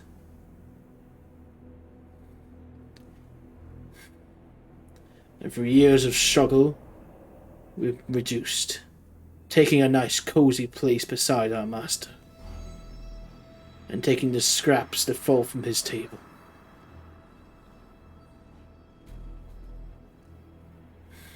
So you simply want, what, the orcs to be on top again? What is your ambition? If as to your leading? I was just to care about Orc make me the same as them. I care for all of them. Every single person that struggles to eat. People who are restricted their freedom. People who cannot commit their lives to what they want to do. The Arcanite royal family are only bound by blood and choose to rule through it. I believe the best and the brightest should lead.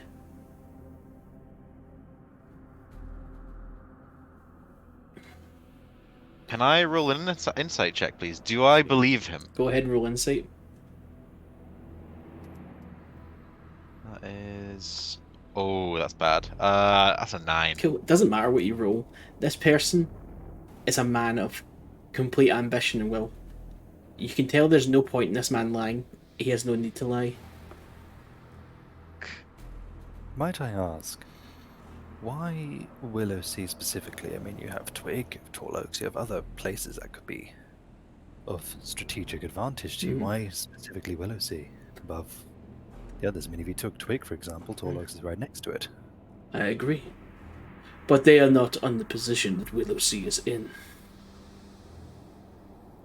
Willowsea has no standing army, has its own fortifications, and clearly the Arcanite family do not care for it. They don't know what happens here, and I would keep it that way until it is already too late for me, and for them.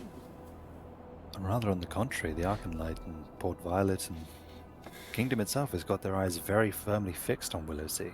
They want it, and they will stop at nothing to have it. And if on the side of Arcanite I'll be, and I'll take it from them. The fact they have not taken it by now shows me how much they care for it. After what they have been through, the horrendous they have been through, I would like to show light in amongst all of the shadow. So what would change in their day-to-day life? They would work towards a goal of defeating the Arcanite family. And what if they just want to live a life of peace? There is no... People have lost their mothers, their sons, their brothers. What if they just want to live a life with no more fighting? This generation will not know peace. We fight for the next one. Shouldn't that be for them to decide? If it were for them to decide, the Arcanite family would continue to rule as it was the comfortable and easy position. If you took Willowsea, would you force the residents of Willowsea to fight for you, or would you allow them to simply live there while you use the town as a staging point? Residents. I know how many are in Willowsea. You can't have more than 20 residents. It's more soldiers than residents right now. Indeed. And what of their soldiers? The watch can join or leave or die.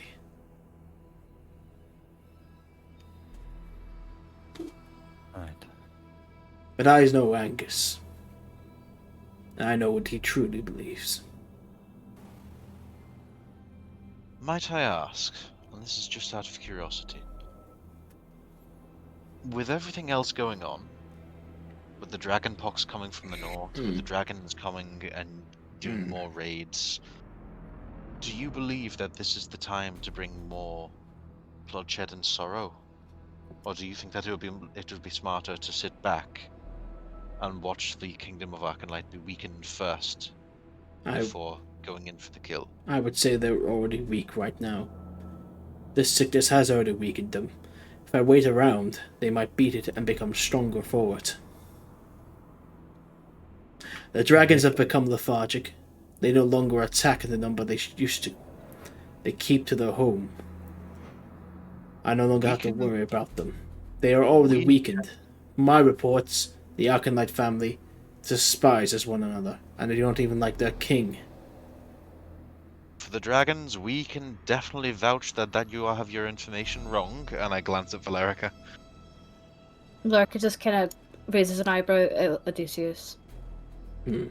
Well, be that as they may, I have not heard of a dragon attack on any city for quite some time.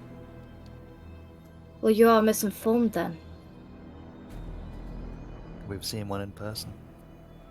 Just outside of Port Violet, in fact. With a contingent of Dragonborn. They are ready to make their move to retake this land in their own way.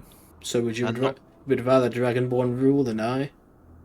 No, not at all. But what I would say is, and please don't take offense to this, if your information on giant fire-breathing dragons flying through the sky is wrong, what else have you got wrong? I've fought this fight for too long. They simply end because 4 individuals tell me my information is wrong. Well, your information is wrong. You fought hard. I don't disagree with that. But everyone gets the information wrong. Be that as it may. We do when we find out how we change our plans and adapt. I'm taking Willow-C. This is a point. This is a fixed. If you continue to talk over me, I will have you exited from this meeting. My apologies.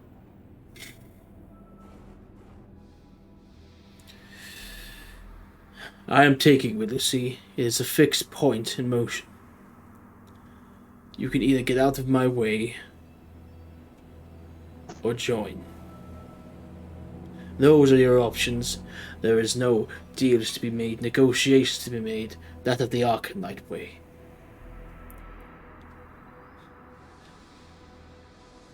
You have your decision.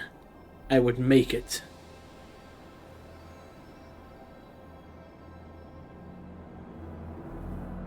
May I make a suggestion? Mm. One for your benefit. Send one of your men to the town. Convince the townspeople. There are only about 20 or 30 people. No. You can convince us all you like, but it is the townspeople you must convince. Send one of your men. Talk to them. I am not even that against your plan. I am no fan of the Kingdom of Arcanlight, of the royal family. And I'll look at the others and go, we've met some of them. I will say, they're horrible. They are horrible people. We had meetings with them. They are warmongering, horrible, horrible people. And I like the idea of people who are competent in charge. But convincing 5 people in a room is one thing. If you want taking a town would be easy for you. Keeping the people on your side, you want to convince them first. So I implore you, send someone to the town and talk. We will make sure that they're okay while they're there. But do this the right way. Otherwise, you will never have Willow-C on your side, no matter what way you take it. I will have Willow-C, no matter. It's not me who needs to convince you. I will take it.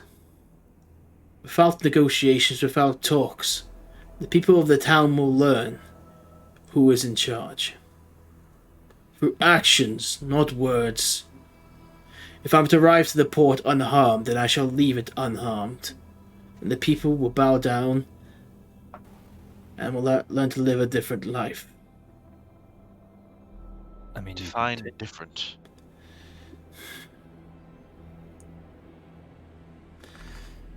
If I may, and I apologize again for speaking out of turn. Odeysus is right. If you didn't care about who it was you were ruling, you wouldn't have sent negotiators in the first place. You wouldn't have had this meeting with us. And we all admire your ambition. We're not here to tell you how to run your city or how to, do what you do. You're far more capable in military matters than we are. You know what you're about. You know where you stand. But I think I'm seeing a little bit of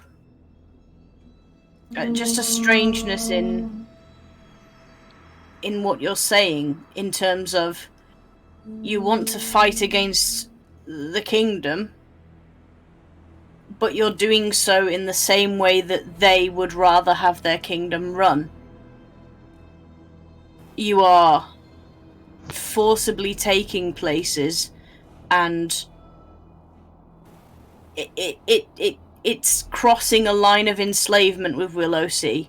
I am sure that, as Odeysus said, if you sent someone to Willowsea to have a conversation, to have that conversation, to talk even to Angus about things, then they would rather that conversation and they would be able to make a decision, and then there wouldn't be any takeover.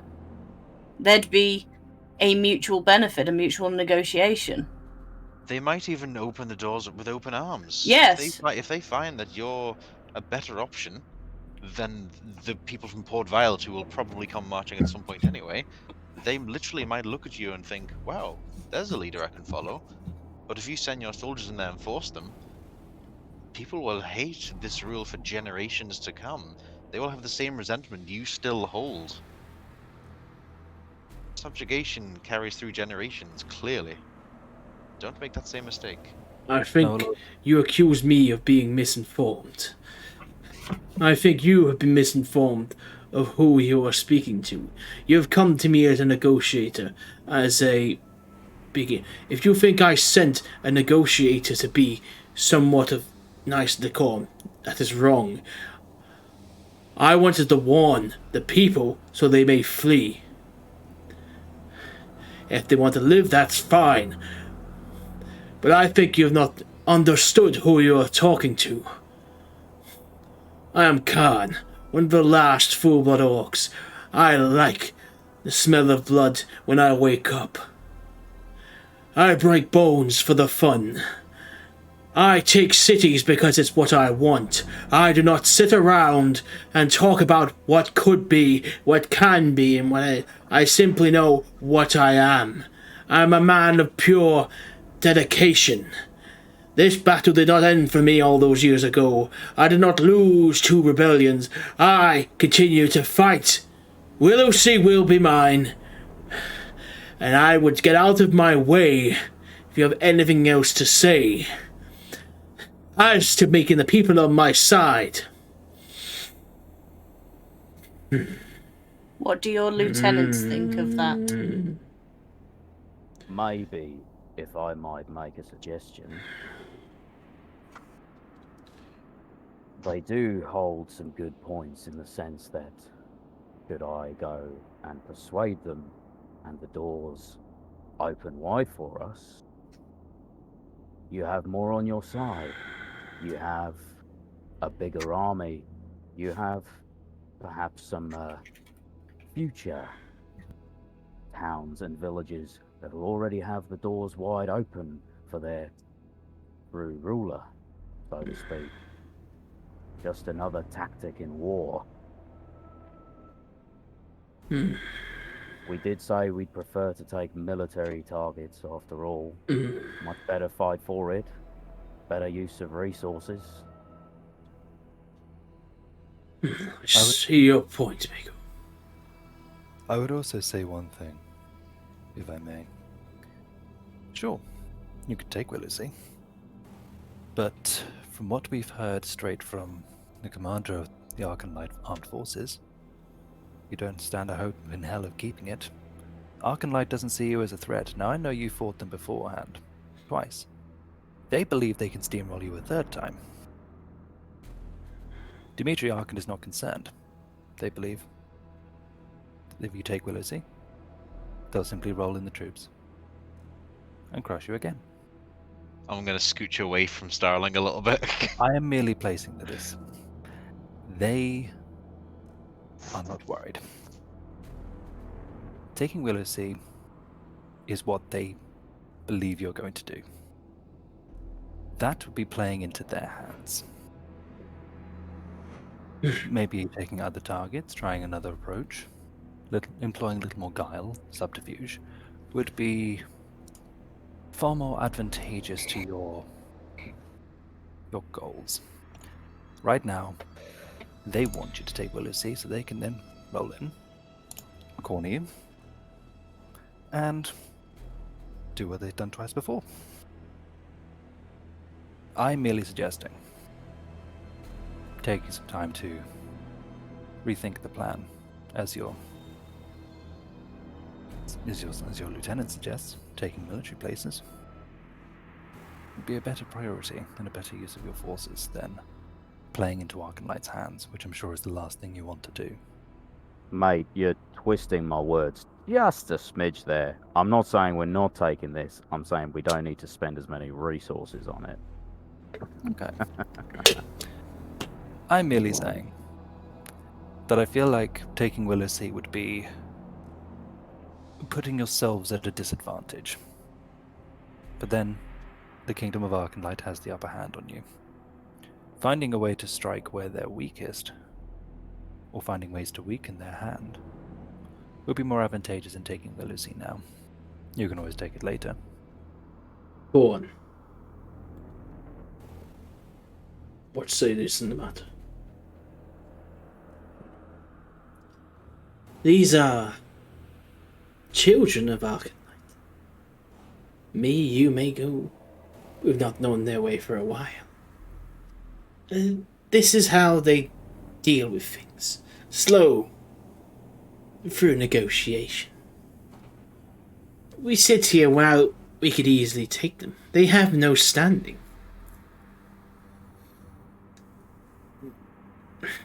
It's like bargaining with the fish you've caught. We all know we're going to eat it for supper, so why waste its time? Let it gasp for more sea, and then we could just club it to death. I understand Mako's point about taking more military targets, but Willow Sea is a military target if you think about it, Can. It was a point for Port Pilot. For the first place, Anchor Isle, before Port Violet. It's a major shipping point.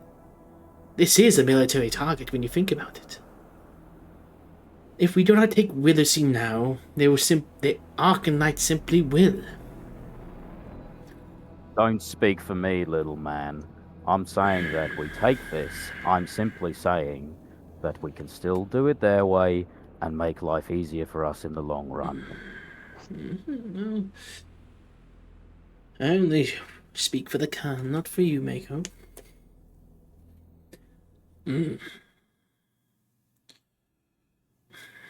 This ship will be there in 2 days. The Eradicator and Thorn. I can see Mako does not want blood here, and there is wisdom there. I will arrive in 2 days before the frost sets in. My men on these ships, our men, will need somewhere to winter. So either we will be welcomed with open arms, or we'll fight for Willow Sea. And to make sure everything is kept on level, Mako, I'll be sending you with them. You got it, Khan. Mako will be there as my representative. So, if you are true with your word, I should be welcomed. If not, I prepare what you want written on your gravestone. You may leave. And in Orcish, Odeysus is just going to say, "May the winds be fair, Lord of the Tide." He just kind of, you speak Orcish and he looks at you straight on, just kind of like, almost kind of insulted. Thorn kind of comes and goes, "This is the path," and throws another portal up. Are you coming, Mako? I'll grab my stuff and be right there. Well, back to it, the sea it is. As the Khan said, he's been very gracious in giving you 2 days to complete this task. I'm not saying I'm rooting for a side, but I'll be making some siege weapons just in case. And he goes for his own portal. Yeah, and I say you guys are able to go through. Mako will follow very shortly behind you, but you guys are through back on the top of Willow Sea. You have a moment to kind of talk to each other. Up to you guys what you want to say. Well, I tried my best, but it seems like we're fucked. Well, it depends on the point of view. We're alive. Yes, I was somewhat expecting to have my head separated from my neck, but... I think he's taken it on. Yes, let's hope what I said made sense. In the grand scheme of things, as much of a... I'll look around to see if anyone could hear me. No. Well, he seems a little bit bullheaded. Seems a little bit aggressive. However, his whole idea doesn't seem to be the worst style of governance. Getting rid of an aristocracy and having people put in charge who actually can do the job well. I mean, that's not a bad idea. I'm sick of not being strong enough to fight against any of this. Oh, I agree. hate this politics. I hate it. I hate what's happening. Look, if it were up to me, we wouldn't have any war at all, but war is upon us whether we like it or not. We can either have this entire town slaughtered, or we can just ride the wave. I hate the fact that the world is like that, but that's what it is. Unless you have some magic spell that can give us all the power in the world to fight against this, then we're rather stuck. I mean, you sort of do. What? We send him. I know that your spell casting is somewhat limited right now, but I feel like a message to Dimitriarch and telling him that Khan, the Unbroken, or whatever his titles are, is going to be at Willow Sea to lay siege and then become for the Kingdom of Ark and Light in 2 days. Might encourage him to send some forces down. I think we should definitely see what this fellow is about. The one he's sending. It's Mako. Mako. He seems to be a more reasonable one. I don't know. He could be creeping into spread descent. He could be merely going behind enemy lines. Who knows? But he seemed to be reasonable to an extent. I mean, he didn't disagree with what I said. He seemed to believe that taking military targets is better than taking a more useful expenditure of their force than taking Willow Sea. I'm just concerned about what this means about our deal with Angus. Well, it might mean that we don't have to do this heist. That would be nice. Well, that item's going to get taken, regardless. Yes, and honestly, part of me is thinking we should steal that anyway, just so your your ex-friend can't get it. But that's not the whole other thing. Right now, we need to make sure that we can get the people safe. Talk to Grotner, talk to the people. We could probably get all the people inside one building and talk to them. Like, there's a town hall or something. And put it to them. Quite possibly. If they say they want to fight and die, let them fight and die. If they say that they want to serve under this new rule, let them do that. Frankly, while we might be messengers, I don't think it's really for us to be deciding their fate for so few. Let them decide. If they want to flee to Port Violet, that's up to them. Half of them probably have family up there. Yeah. I suppose I just feel frustrated that shit things are happening to nice people. At this, we really should let Port Violet Welcome to take the its Kingdom place. of Ark and Light. At this point, Mako comes through portal, and the portal closes behind them. Oh mate, gonna get used to getting my land legs back. Christ. Stumbles around. So just to be clear, what does he look like again? Is Mako the sea elf, or is Mako the? So if you want to describe yourselves, yeah. Sorry, hi everyone. This is Seth, one of our friends. He's going to be playing Mako. I've been waiting for you guys to get to this bit for so long. Never met you in my life, mate. I'm gonna send the photo through in the Discord, if that's okay.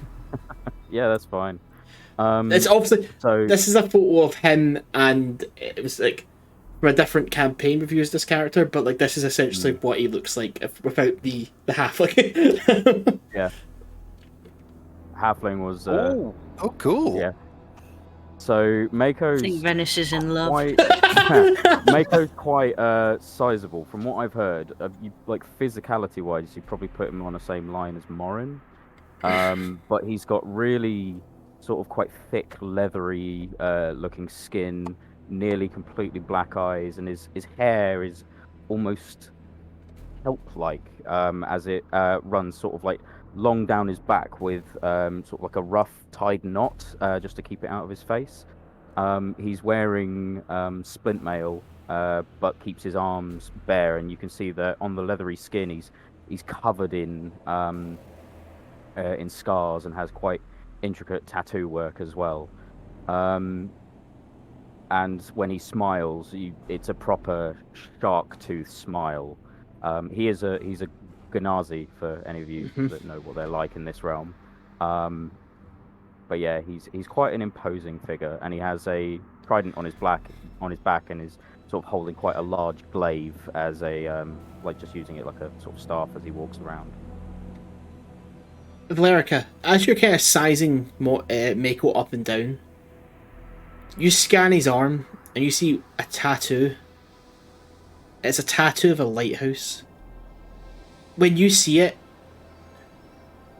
it kind of burns an image in your head of the lighthouse you've seen before, and it kind of it gives you a cold feeling of almost when you come back to reality. It feels like you've kind of like woken back up from a dream instantly, and that feeling of falling. Valerica's just gonna kind of like take a sharp breath in. Just kind of like shakes her head. I'm sorry, Mako, was it? Mako Griever, at your service. But yeah, please call me Mako. That tattoo. That lighthouse. Yeah. Have you been there? No, it's quite a detailed piece for it, though, isn't it? Now, it's a place I'm looking for, though. Valerica's eyes kind of widen. Why are you looking for it? Why does anyone look for anything? Following their dreams. Valericia just kind of like half smiles, but then just like kind of goes back to like looking at the tattoo, and you can just see like, not like concern, but she has that kind of look of like. I mean, he's not particularly observant, but he catches you noticing, and he just flexes a little bit. She just smirks. Very impressive. And you guys should be getting into town. You guys head off into the town. But that's where we'll end today's session. It's Mako. Welcome to the session, Yeah, Seth. there's Seth. Yeah. It was so funny because when we were obviously talking to Seth like that a couple weeks ago, he was like, I'm gonna get into the session. I pulled my saying, he was like, literally next week. And he was like, oh shit. I asked him this. I turned around and went, why are you not in the campaign yet? I'd like to say it's a pleasure to meet Mako, but it's really not. Oh, you don't Like, know you yet. could've He gone- could be a lovely like shark man. Yeah. I mean, like, After what happened with Troy, we don't trust anyone anymore. I totally understand that. Like, you've literally shown up and just been like, "Hello, my name's Mako. In 2 days, I'm bringing your doom." Like, I mean, That's not how it's g'day. Let's see how that goes. I might be more of like a friendly prophet of peace. Yeah. And I just happen to look really good with a glaive. You don't know. yeah, the shark teeth are really making me trust you. Obviously. They're all pretty aesthetic. Well, that's Hello. racist. Right, well, thanks to everybody who come by. Thanks for Seth for now coming into the campaign. It's only taken like 12 episodes. Only of me taken- sitting on the edge of my seat, Yeah, waiting. I was Yeah. waiting too. Don't worry. This party moves at a snail pace, but they get things done in the end. Don't worry. This is gonna be great. Okay. Yeah, we're back again in 2 weeks, so hold on, just make sure I get the date. It'll be the 24th is when we're back again playing in Know Your Role. A couple more things. Also, I don't know if it's a hang, but we are actually going to, when Know Your Role on after chapter 20, it's going to go on a small break for about 4 or so weeks, and in between that time, we are actually going to be doing a Star Wars campaign using a 5e system as well. So that'll involve an 8 player party. Going to be a bit nuts, but I think it's going to be really fun. So if you guys are any kind of fan of Star Wars stuff like that, we'll be doing that in about after chapter 20. So good couple weeks to go, but I just thought I'd announce it here. But yeah, thanks everybody coming by. Hope everyone has a nice day. Bye bye. Bye bye.